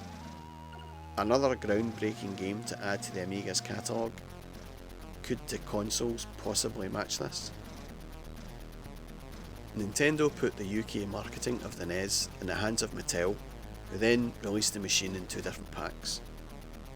For £200 you could have a NES with Arrowbee the Robot, a Zapper gun in 2 games, Gyromite and Duck Hunt. The cheaper pack, priced at £140, consisted of the console, 2 controllers and a copy of Super Mario Bros. A total of 27 game packs were also launched with the machine, though around 26 of those were duds. To most players, even Super Mario Bros. Did not look that good. But it was only once you had played it that you gradually came to realise what the fuss was about. In fact, all of the games suffered from looking childish and old-fashioned. Clue Clue Land appeared to be some kind of Pac-Man clone. Golf was crude next to the leaderboard games which had been hot in the Commodore 64 the year before. Donkey Kong? Pfft, not again. Mattel must have been surprised when the sell-out situations seen in Japan and the US did not repeat themselves in the UK. But the introverted British market had been too interested in talking about the latest Spectrum and Commodore releases to take any notice of what had been going on in Japanese toy stores, so the NES had practically no word-of-mouth publicity. The selection of games, all of which were old news in Japan and the USA, did not help either. When British kids were dreaming of incredible 3D arcade games like Space Harrier and Outrun, and interactive movies and cool blasters on the new 16-bit systems, Nintendo was offering old-fashioned platform games for little kids. Within 2 months, Mattel had dropped the price of both NES packs. The deluxe Nintendo set was down to 159 quid, and the basic pack was only £100. But then they had to drop the price. because the opposition had showed up. Sega's console attempt had fallen flat in both Japan and the States, but in Europe the Master System was going to divide the console market single-handedly. Sega put the Master System's distribution in the hands of the king of the budget game, Mastertronic. Mastertronic started marketing it as the ultimate home video arcade machine. The important word was arcade. Mastertronic put together a £99 Master System package which contained a console, 2 controllers, and a conversion of Sega's old 3D bike racer Hang-On. As a game, it was not a patch on Mario, but to players who did not already know better, it at least looked superior. Even the console itself looked better than the Nintendo's. The NES had all the style of a grey shoebox, while the Master System was an angular black slab which looked high-tech and cool. Even Sega's Light Phaser looked cooler than the Nintendo's grey zapper gun, and rather than having a silly robot, Sega promised something completely new: 3D visor glasses. No one really knew what they could be at the time, but they sounded exciting. The two most eye-catching things on Sega's magazine ads were the screenshots of Space Harrier and Outrun, both of which were to appear on the Master System imminently. These certainly looked better than any efforts that would be possible on the Spectrum, Commodore and Amstrad, and suddenly some 8-bit owners had a new upgrade option. And this was mine. One quick look of Outrun on the Master System and I was convinced. This was the machine for me, especially after seeing this Christmas advert in a Woolworths catalogue. I mean, just look at it. One screenshot and 2 pictures of the cartridge boxes, and that was enough. But then if you look closely at the price of the games, from $14.95, and in reality, top titles such as Outrun and Space Harrier would be upwards of £25. Expensive for 1987, this was going to be a hard sell. And it was. The NES did have some games that played well, but my thinking was that Sega would look after its own, and if you wanted to know what games would be coming out, all you had to do was visit the local arcade and see what Sega had going on in there. Nintendo did not have that option. This was the year that Sega dominated the arcades. The 3D graphics technology seen in Space Harrier was used to produce the classic arcade driving experience Outrun. Then there was the bouncy Enduro Racer, the exhilarating Super Hang-On, and the even more exhilarating, but still slightly dull, Afterburner. And with a wealth of arcade games to fall back on, it made it easy for me to make my decision, and Sega fanboy Stevie was born. Now, how did I go about getting a Sega Master System? I would need plenty of time to convince my parents to get me one. This was going to be a long fight. Meanwhile, British players were packing in arcades to play cool shoot-em-ups like Sidearms, and that novel beat-em-up with the pressure-sensitive buttons, Street Fighter. Irem were also having a good year. Taking inspiration from Konami's new range of mega weapon shoot-em-ups with disgustingly realistic graphics, they released R-Type, one of the classiest arcade blasts ever. Taito revived the gun game with their carnival of bullets that was Operation Wolf. Thankfully, judging by the quantity and quality of software being released during the year, Commodore 64 still had some life left in it, at least more than enough to keep me amused till I got a Sega. The magazine publisher Newsfield had moved into the software business with its Thalamus label, for which it earned plaudits with games like Sanxion and the audiophonically astounding Delta and Quedex. US Gold's license deal with Epix was paying off, with World Games and California Games proving to be two of the best sports simulations ever. Mirrorsoft also had success with the simple yet addictive Tetris. Ocean were also going strong, with a slew of conversions of minor coin-op hits. Its most worthy Commodore release of the year was Sensible Software's Whizball, a shoot 'em up with so many original features, merely classifying it as a shoot 'em up does it a disservice. On the spectrum, things were not so rosy, and this year saw few notable releases. There were a couple of high points though.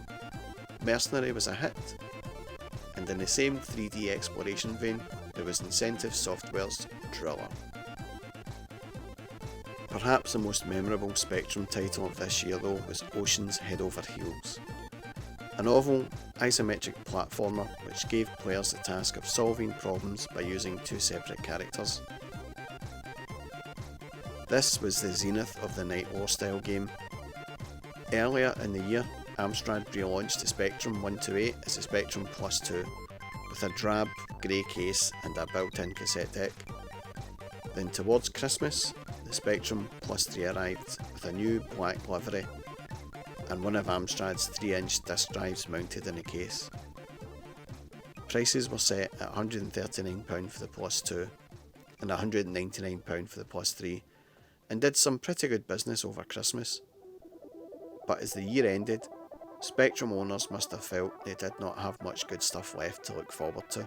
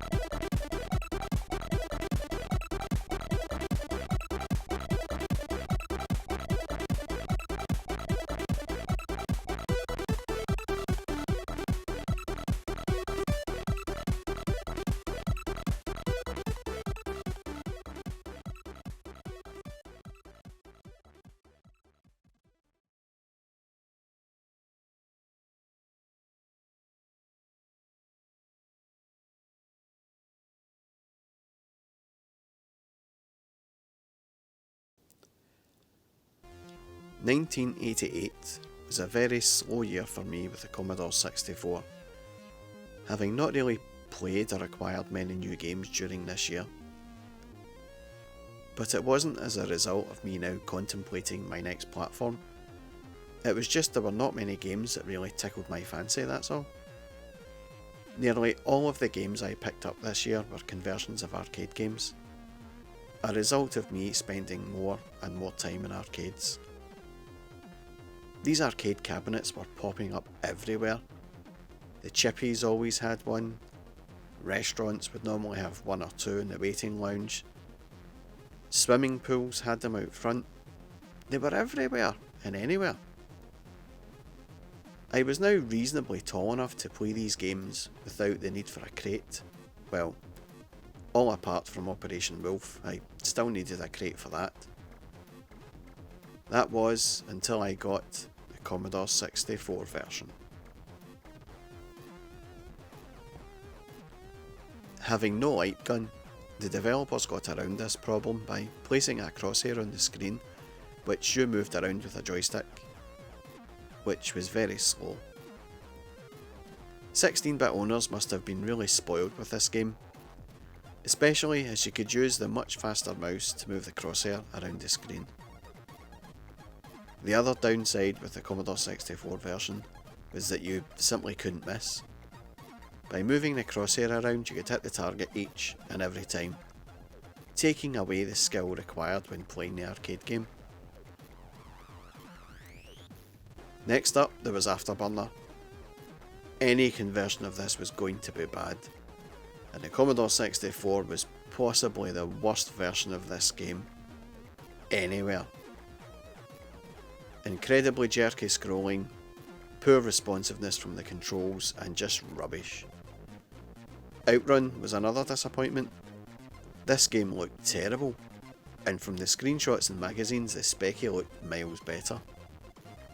Until you seen the Specky version moving, that is. The C64 version wasn't even fast. Why bother with a racing game if it's not fast? This did not bode well for the future of the Commodore 64, and I was now doubting myself if I should opt for a console next. Sega produced some amazing arcade games, but the home ports were awful. Hopefully Sega would do a better job when they port their own games over to the Master System. But there was some hope for the Commodore 64 with Barbarian 2. The first Barbarian, a one-on-one beat-em-up with axes, had been the first video game to feature gore. It included a decapitation move, and a green gremlin dragged the corpse off the screen, kicking the severed head like a football. Barbarian 2 incorporated similar action into a more adventure-style format, and it pit the Barbarian and a brass-bikinied Barbarian babe against all kinds of hideous monsters, many of which enjoyed chomping off the player's head. And, speaking of football, the C64 scored some cool soccer games during this year. Microprose Soccer, programmed by Sensible Software, it had a top-down view and the first instant replay option, complete with flashing black and white tape rewind effect and flashing R in the corner of the screen. Audiogenics Emlyn Hughes International Soccer adopted a traditional grandstand view of the action, rather like the original International Soccer. The graphics were barely more refined than the said golden oldie, but the gameplay felt much more realistic and proved to be more widely favoured than a Microprose game. A surprise hit was Tracksuit Manager by Goliath Games. Football management simulations were nothing new, but this one had the novel approach of letting the player pick his team, set up a strategy, and then read the match kick by kick, commentary generated all by the computer. Reading about the unfolding action was almost like listening to a match on the radio, weird but strangely atmospheric. There were two more notable original 64 titles, although perhaps original was the wrong word for them. US Gold seemed to have a gem on its hands in the form of the Great Guiana Sisters, a very playable Super Mario Bros. Clone programmed by German coders Rainbow Arts. The game looked set for big success until one of Nintendo's staff spotted the game on display at a German computer fair and immediately demanded its removal. A further threat of legal action from the mighty N was enough to can the game and its sequel permanently. After such an experience, it's surprising that US Gold did not smell more trouble when a couple of months later, the self-same Rainbow Arts presented them with a pretty amazing Commodore shoot-em-up called Catechus. This had loads of weapons and looked rather like Irem's R-Type.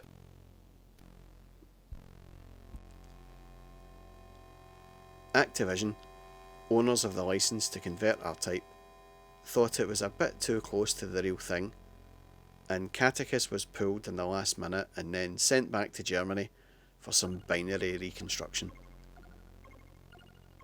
The biggest 8-bit game of the year was to come in time for Christmas from Ocean Software. Ocean had timed the release of the Robocop game of the movie to coincide with the film's release on video, and there was even an ad for the game at the start of the tape, the first time such a technique had been used to sell a game. It must have worked though, because Robocop was to be a #1 hit, not just over Christmas, but over most of the following year as well. Now, while Robocop in the Commodore 64 was a huge success, it was not without its problems. It seemed that while Ocean had diverted all of their efforts into making a decent game from a movie license, they ran out of energy to complete the game.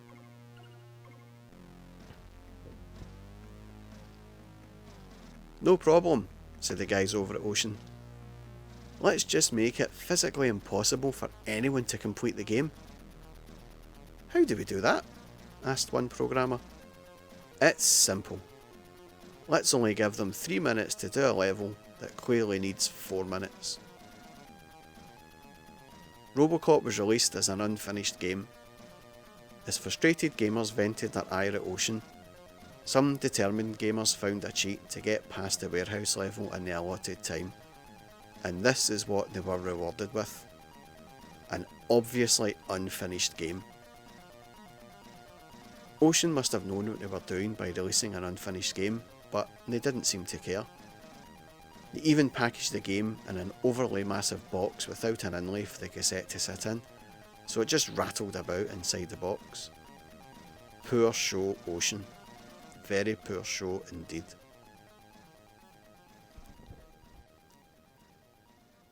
"1988 was a pretty good year for myself though. I had now finally graduated from primary school and found my way to high school, with no wrong turns this time. This also created new opportunities for me to meet even more computer people, and there were a few C64 owners, so I was happy on that front, but still had not met any new console owners. Making the decision to plump for the Sega Master System, I quickly made friends with someone in my registration class who said he was getting one for Christmas. I could not wait, because if I was lucky, I might get a shot myself. During the second half of 1988, as Christmas approached, more and more people were fortunate enough to be getting new computers as well. Mostly the 16-bit home computers. As tempting as those were, I was not for budging. But in typical good grace, I praised them on their selection of computer, and then quickly began to ridicule them for selecting the wrong one. Hey, it was the law, you had to do this. Although, it was not hard to see why so many of my new classmates had opted to enter the new 16-bit arena. As 1988 started, the 16-bit software bandwagon was gathering momentum quickly. The ST was now going for under £300, and was well ahead of the Amiga, which was recently reduced to £399.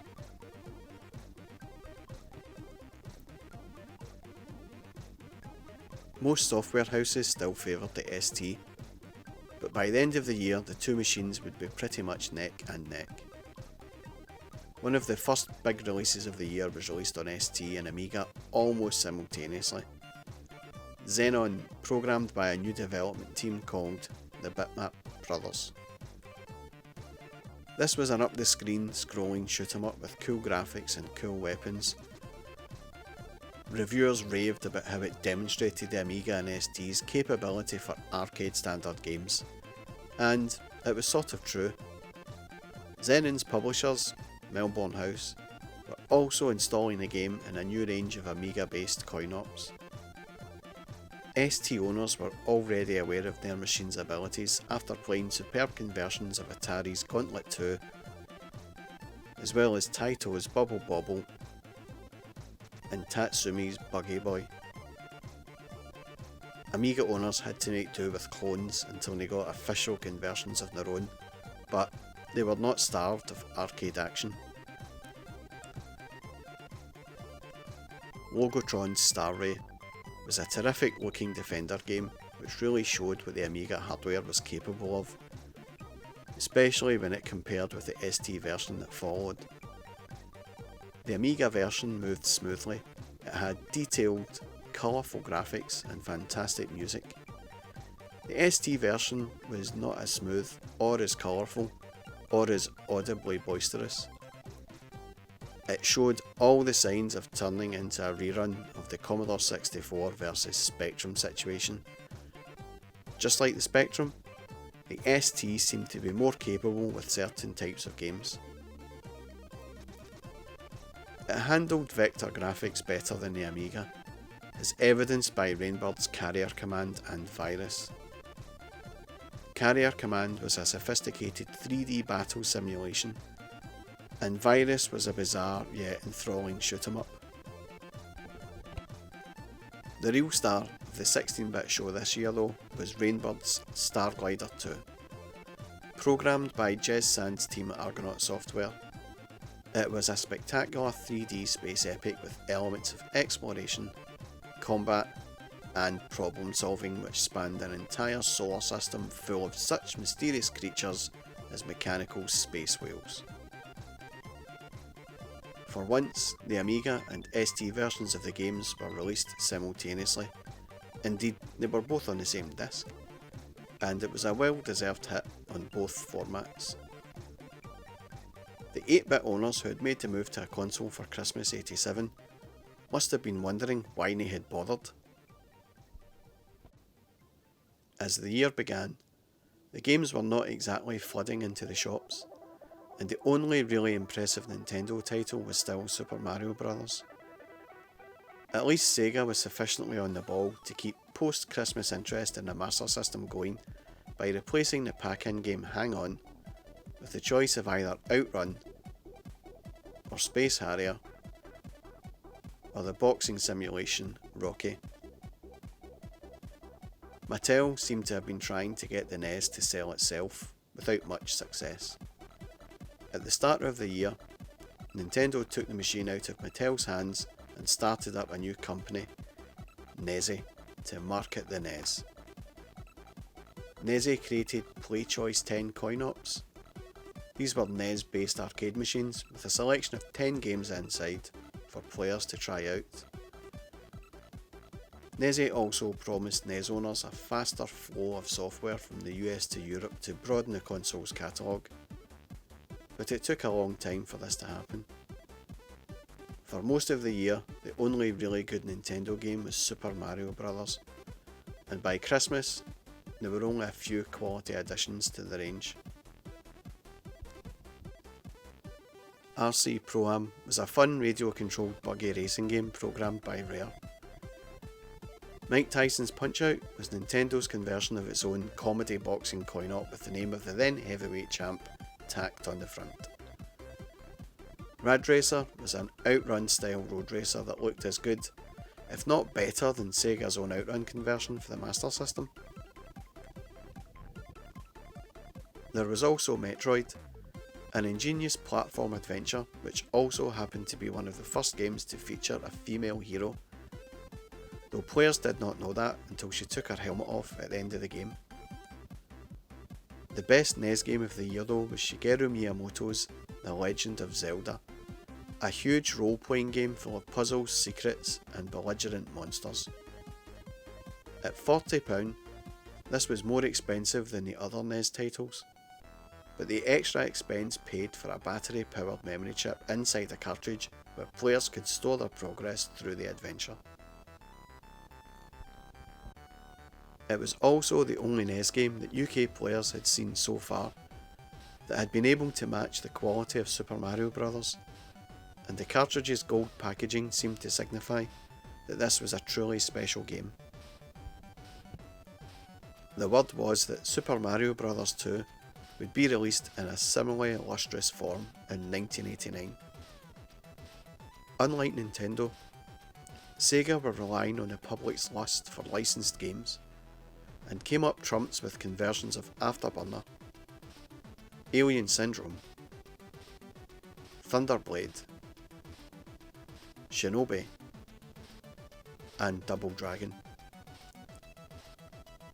The 3D visor finally put in an appearance, and what a clever gadget that appeared to be.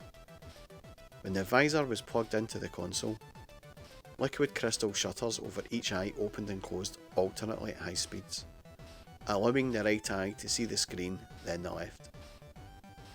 The shutters were synchronised to the display, so that the player got a slightly different view in each eye, and thus was the illusion of a three-dimensional image created.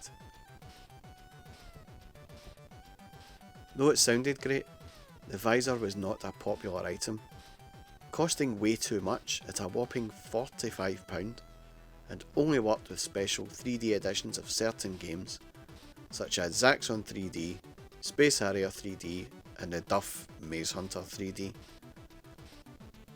Towards the end of the year, players' budding interest in consoles was heightened by news of hot new games machines being developed in Japan, which promised to be far superior not only to the NES and Master System, but the ST and Amiga as well. NEC had released a cheap 8-bit console called the PC Engine, which though tiny in appearance could produce genuine arcade quality games. This was an 8-bit machine, and it was amazing that NEC did not take the opportunity to release it in the UK in time for Christmas and clean up. The first titles to be seen were a scrolling fighting game called Drunken Master, which had the biggest graphics ever seen on any home system. Victory Run is a neat recreation of the Paris-Dakar Rally, which also looked the business. These were followed by flawless conversions of the fantastic R-Type and Namco's Galaga 88. Even better, NEC were planning to release a CD-ROM unit for the PC Engine. This was when hardly anyone had heard of CD-ROM. The additional memory capacity of the CD-ROM would allow it to play a perfect conversion of Capcom's Street Fighter coin-op. The PC Engine looked so good that some players could not wait for it to be released in the UK and actually ordered machines from Japan, then had them converted to run on UK power supplies and TV sets. Some of these players even went on to set up their own console importing business, which would prove very profitable over the next year or so. There was something even more exciting than the PC Engine though. Along with the PC Engine, there was news of another powerful home machine. A machine that was capable of reproducing real arcade quality conversions for play at home. Little was known about this machine other than its name. The Sharp X68000. Unfortunately, this beast would never see the light of day in the UK. There was still even more good news to come at the end of 1988 though, and it was that Sega and Nintendo were producing new 16-bit consoles for release in 1989. The time had now definitely come for 8-bit computer owners to put up that for sale sign.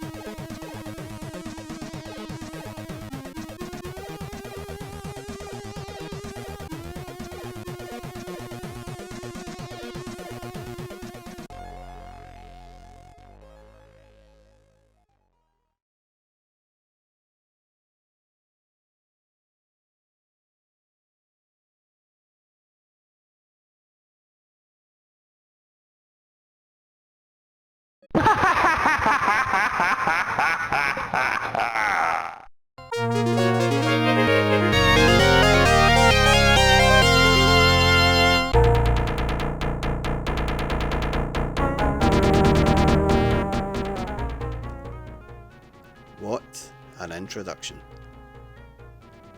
This is Strider, a hack and slash platform game released in arcades in 1989 by Capcom.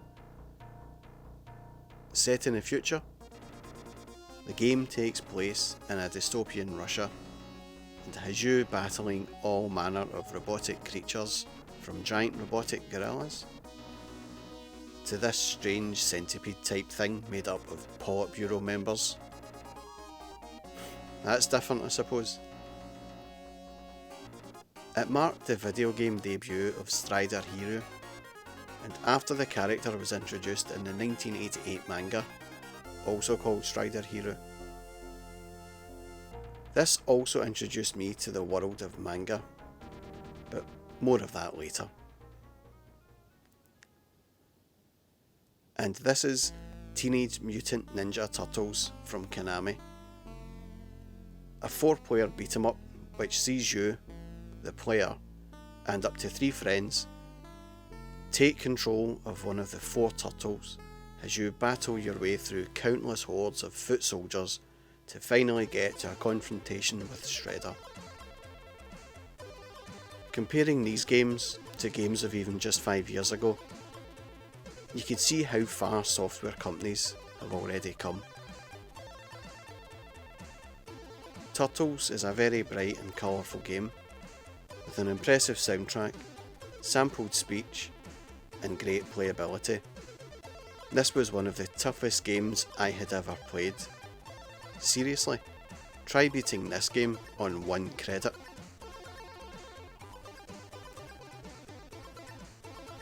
It was a safe bet.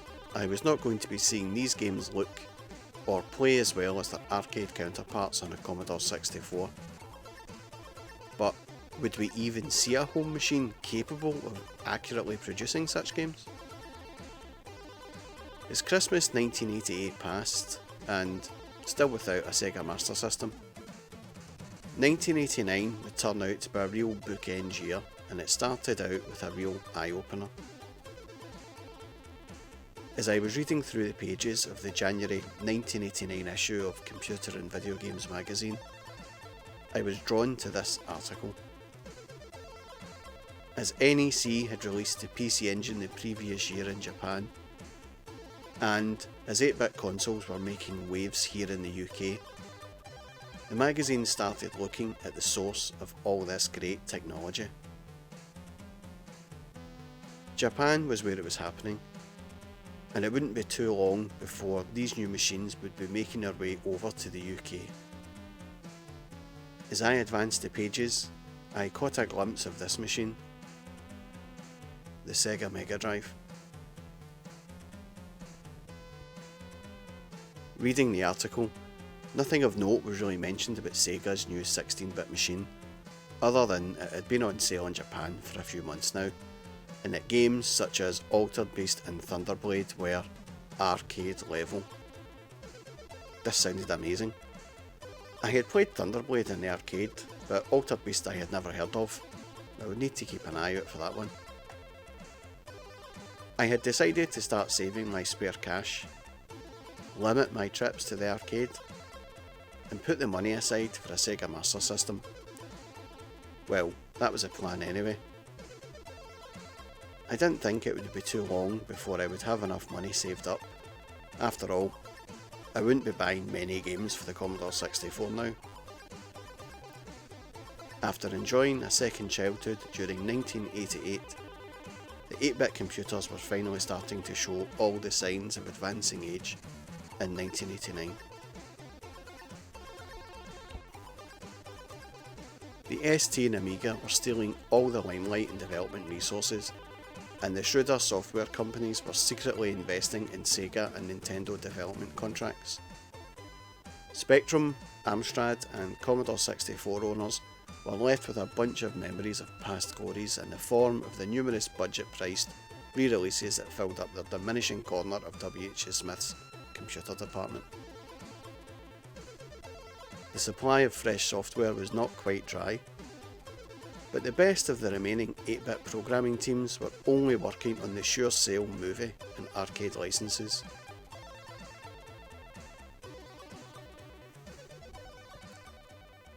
"1989 did, however, signal the beginning of the end of my childhood. As I received my BCG injection, I was reminded that life was not always pain-free, and I still have a scar to this day from it. But worse than that was the fact that I was told you can't go swimming for a few weeks. A few friends of mine had started heading out to the Lagoon Leisure Centre every Saturday morning. I enjoyed the swimming, but the highlight for me was the arcade machine they had in the reception. None other than Sega's Golden Axe. The game was fantastic, it played great, sounded amazing, was 2-player and highly addictive. Knowing my desire was for a Sega machine, I knew this game would definitely be coming out for it. The pressure was now building to get saving and get that upgrade. The Commodore 64 was just not going to satisfy my binary list. Most of the games were now beginning to look very dated indeed. There was no one left to innovate on the old machines.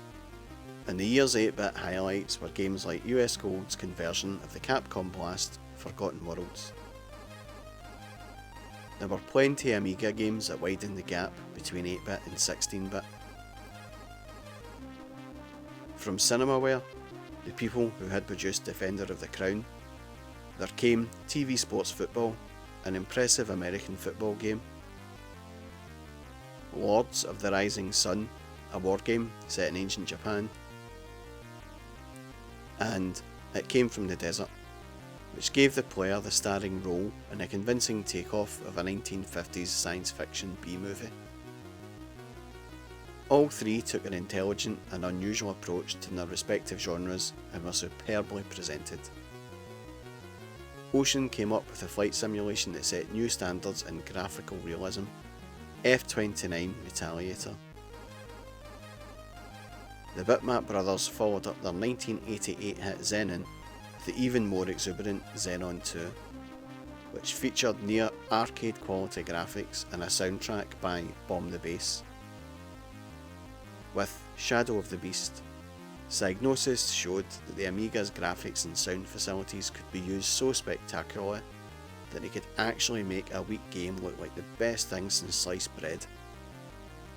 Remember Dragon's Lair, anyone? And speaking of Dragon's Lair, Canadian developers Readysoft surprised everyone when they Amigaized the old Laserdisc coin-op, a game which was entirely constructed around cartoon graphics. These games would use the facilities of the 16-bit machines to the max. So unlike most of the ST and Amiga titles that had gone before, there was not much chance of them surviving a conversion to a Spectrum or Commodore 64. This was just the kind of situation I needed though, to show that an upgrade was now overdue. I did not receive my Master System for Christmas, but a friend of mine did, and boy was it good. To start with, he only had 3 games: Outrun, Hang On, and Double Dragon. I loved this machine. The games took no time to load, and to me, they looked amazing.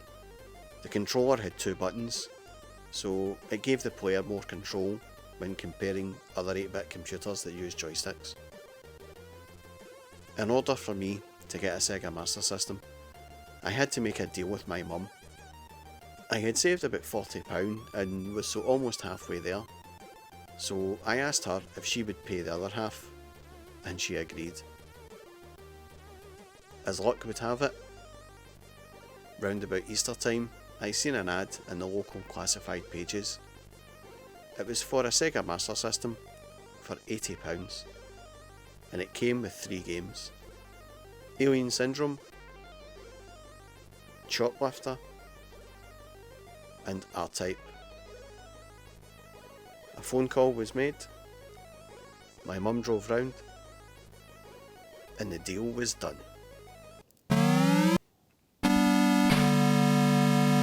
And this is it.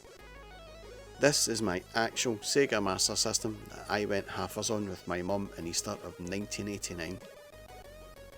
Still boxed, still in reasonably good condition for something that is over 30 years old. And everything is still here. The polystyrene buns, the power supply unit, light gun, joypads, even this little card which gave a teaser of games coming out and games coming soon. I was now happy. As well as upgrading my console, I would now need to buy a magazine that focused more on consoles. But at that time, there were no magazines like that.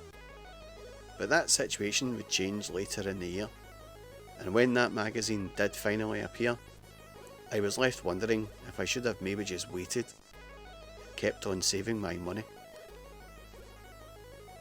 By this time, software houses had pretty much stopped giving the Atari ST priority over the Amiga. The Amiga user base had been building steadily since Commodore reduced the price to £399. so there was less need for software houses to test a game on the more established ST market before releasing the Amiga version.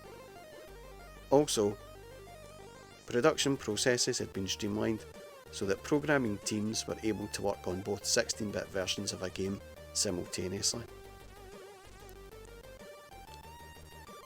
As both machines used the same Motorola 68000 central processor, the bulk of a game's code could be used on both machines, and only the appropriate graphics and sound routines would need to be added.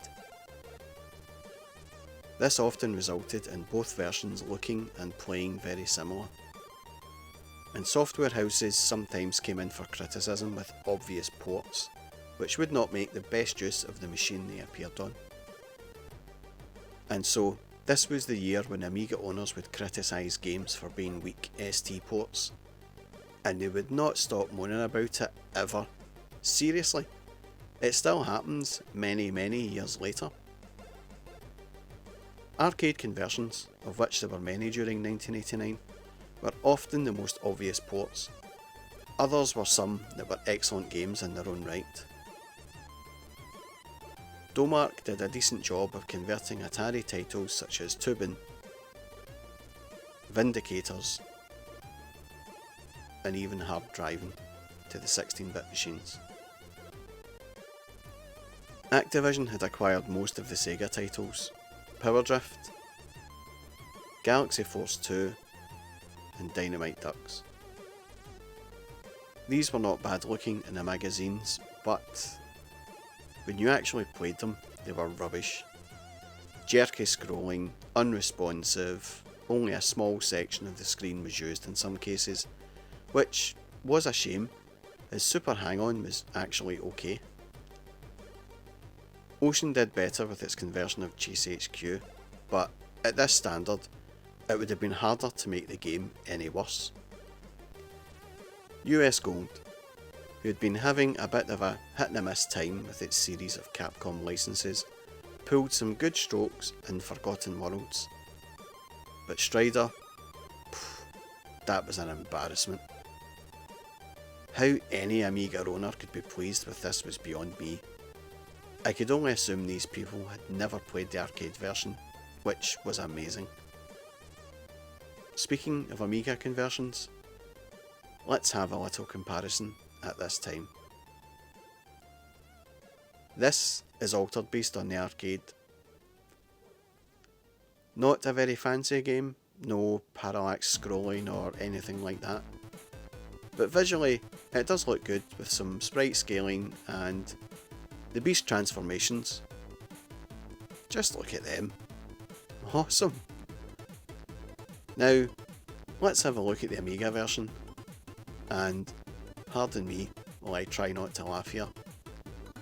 This is a terrible game. Looks awful. The beast transformation screens are missing. You can't even tell how many power-ups you've collected, as the main sprite doesn't change. Amiga owners would say this was because they had the ST version ported over to the Amiga. Rubbish. Absolute twaddle. The Amiga was not up to the task, that's all. If anything was going to prove that the Amiga was not capable of producing high quality arcade games, it was Ghouls and Ghosts. Sadly, Ghouls and Ghosts seemed to lose a lot in the translation to the Amiga, which was very unfortunate, because shortly after the Amiga version was released, Sega would unveil an arcade perfect translation of this excellent game on its brand new 16-bit console, the Mega Drive.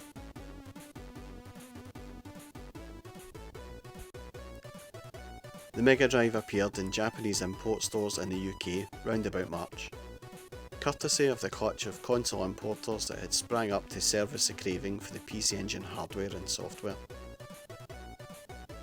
The machine was released with conversions of the Sega arcade games Super Thunderblade, Space Harrier 2, and Altered Beast. None of which were exceptional by today's standards, but back then they were impressive, if only because they were better than any of the conversions that the Amiga had been capable of thus far. Suddenly, It looked as if the Amiga's position as the master of 16-bit games had been usurped, and by a machine that was £300 cheaper. The software that followed only emphasised the Mega Drive's superiority as a games machine. Thunder Force 2 and Truxton were both fantastic shoot-em-ups, at least as good as the Amiga's Xenon 2. The 16-bit console revolution got well and truly underway with the Sega Mega Drive. Quality conversions of top arcade games made this the coolest machine to have, even if you could only buy it on import. And with that news, I pondered over my decision to buy a Sega Master System. I had only had the machine for about 6 months, and sure, I loved it, and I do not regret buying one for 1 second, but it was all just a matter of timing. You see, from the pictures printed in games magazines, the games looked so close to their arcade counterparts, I could only imagine how good they would be to play. The reviews as well all came with labels such as Arcade Perfect. Would this be a machine that would finally give me what I yearned for many years? Decent sound and atmosphere in games. I finally found an arcade machine of Alter Beast as well. The game was fairly basic, but it looked and sounded good. Honestly, all I could keep thinking about on the way home from the arcade was how great it would be to have that at home. I started to realise that the Master System was not going to be able to keep up with its own arcade counterparts. When Golden Axe appeared on a Master System, it was a good game, just not a patch on the arcade machine. For starters, it was only one player, the only character was a barbarian, and the only choice available was the magic you could use. My mind started thinking about how it would look on the Mega Drive, especially as other arcade releases were being described as Arcade Perfect. I was desperate for one of these machines, but having just convinced my parents that a Sega Master System was the machine I wanted, I did not want to appear to change my mind every 5 minutes. My plan was to ride it out until the official release in 1990, just about a year away. Gamers who wanted to be at the cutting edge of electronic entertainment jumped at the chance of owning a Mega Drive. Though the PC Engine was still showing itself to be an impressive platform for arcade quality games. Dragon Spirit, Shinobi, Sidearms, and Mr. Heli were all spot on coin-op conversions, but some of the original games were even better. Alien Crush was an incredible pinball game, vaguely based on the Alien movies with scuttling facehuggers and eggs for targets. Dungeon Explorer was a superb multiplayer role-playing game which played like a souped-up version of Gauntlet.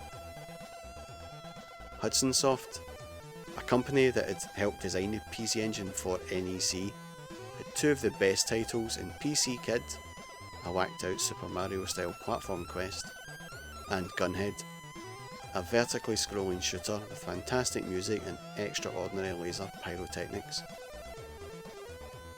The PC Engine showed even greater potential when NEC released a CD-ROM drive for the console in February. CD-ROM was cutting edge stuff at the time, especially on a games machine, but the system never really took off among UK PC Engine fans. Partly because it was an expensive add-on to import at a cost of £300, and partly because there were only a few CD games that did not require an understanding of the Japanese language from the player. The import market was thriving though, and as the year went on, more and more players realised that Japan was where all the hottest new hardware was coming from. The May 1989 issue of Computer and Video Games gave British players their first sight of the next big thing rising in the East. A handheld console from Nintendo called the Game Boy. A picture showed a Super Mario game gracing the Game Boy's tiny LCD screen, so it looked almost like a portable NES. The growing army of NES fans knew that such a gadget would be worth its weight in gold if Nintendo ever released it. At the time, NES players were still frustrated by the lack of decent games for their machine. In America, where 1 in 4 homes contained a NES, new titles and new NES add-ons such as the Bizarre U-Force and the Power Glove were pouring onto the shelves all the time. Meanwhile in Britain, Nintendo were supposedly sticking to a policy of only 2 new games per month, though even that turned out to be overambitious. At least the standard of NES releases was improving. The first decent NES shoot-'em-up, Gradius, was released just after Christmas. In fact, it was a near-perfect conversion of the Smash Konami coin-op, known in British arcades as Nemesis, with just about all the levels, bosses and weapons of its arcade forerunner. Even better than Gradius though was Super Mario Bros. 2. By this time, cynical British gamers had finally got the idea that Mario games, though they look kind of childish, were actually pretty cool, and Super Mario Bros. 2 enhanced this reputation with its improved graphics, more involved gameplay, and yet more clever secrets for the players to discover. In stark contrast to Nintendo, Virgin Mastertronic were churning out new Sega Master System releases at a rate of knots. Role-playing games like Wise, Phantasy Star, and Wonder Boy 3 rivaled Legend of Zelda for depth and intrigue. As for arcade games, Sega's conversion of R-Type was superb, as was Galaxy Force 2 and the Master System version of Epic's California Games. There was even a pretty good platform game in the form of Psycho Fox. These releases, as well as Virgin Mastertronic's more in-your-face marketing and a price cut down to $79.95, helped widen the gap between Sega and Nintendo in Europe. There were yet more console happenings in the offing. Excitement over the wondrous Game Boy was tempered when Atari announced that it was also releasing a handheld console, and unlike the Game Boy, this one would have a colour screen. The Atari Lynx was an incredibly powerful machine which had been designed by R.J. McCall and Dave Needle, who also designed the Amiga. It had a 4096 colour screen palette, 4-channel sound, 3D sprite scaling hardware, and a communications port that let up to 8 players hook up their Lynxes for competitive play. In the States, the IBM PC was a dominant force for computer games, and this was the year PC titles started making an impact on the British scene as well. Companies like Electronic Arts, US Gold and Microprose imported some fantastic simulations and role-playing games, which were always forerunners of ST and Amiga translations. Indianapolis 500 was one of the most outstanding games of the year. And so, as 1989 was drawing to a close and Christmas '89 approaching, a few Amiga owners I knew were talking about the Batman the Movie game. This was an Ocean game, so I didn't hold out much hope that it was actually going to be good, and indeed for the most part, it wasn't good. When comparing it to the Commodore 64 version, the sprites looked pretty much the same, although the Amiga did have more colour. But when I witnessed the driving sequence in the Amiga version, I was almost knocked out. The game featured a Batmobile driving sequence which, in the Commodore 64 version, took the form of a horizontally scrolling, low-colour, obstacle dodging game. The same section on the Amiga and ST versions of Batman was a full-colour, full-screen, full-on 3D race, which looked like it could be from an arcade game. For the briefest of moments, very briefest of moments mind, I wanted an Amiga, until I read this. Enter the other bookend. This was a computer and video games special, dedicated to consoles only. Even the cover looked great. The screenshots of ghouls and ghosts, well, I thought they were from the arcade. but when skimming through the magazine, seeing the screenshots of games on the PC Engine and the Mega Drive, all thoughts of the Amiga vanished. It was becoming obvious to me that consoles were definitely back, and they were here to stay. The standard of the graphics left me in no doubt that the 16-bit computers would not be able to compete for that all-important arcade experience. But when I got to the review of Ghouls and Ghosts, I was left speechless. A pixel for pixel, sound for sound, play for play, spot-on conversion of the arcade original. I was hooked, and from that moment on, I knew I wanted a Mega Drive. The previews were even more impressive. The Mega Drive version of Forgotten Worlds and Super Hang-On were both slicker than the highly acclaimed Amiga conversions, and Super Shinobi looked like it could beat all previous beat-em-ups to a pulp with its excellent graphics. The more I read, the more I wanted one, but I would have to wait and save up more money. As Christmas approached, the Commodore 64 would get one final outing before it was destined to be put on the shelf. My mum had got me the compilation pack, the In Crowd, and also the Commodore 64 Light Fantastic Pack with Light Gun and an assortment of games. The best of which was Batman the Caped Crusader, which was miles better than the Batman the movie game anyway. And as I played away on a Commodore for the last time ever, I recalled all the good memories the Commodore 64 had helped create.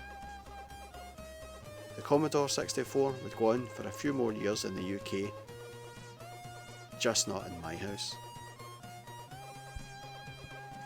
It was with a tear in my eye that I packed it away for the last time and put the Master System in pride of place in front of my TV. And so the 80s were now at an end. How far would the gaming revolution go in the 90s? And in what direction would it take us? But for the time being at least, it was an end of an era for my humble Commodore 64, and it was also the end of a decade. A decade of pixels and pastel colours, SID music and synthwaves, sprites and spinner yo-yos. And I would be left wondering what the next decade would bring, and if video games would still be a huge part of my life. Until then, it's ta-ta for now.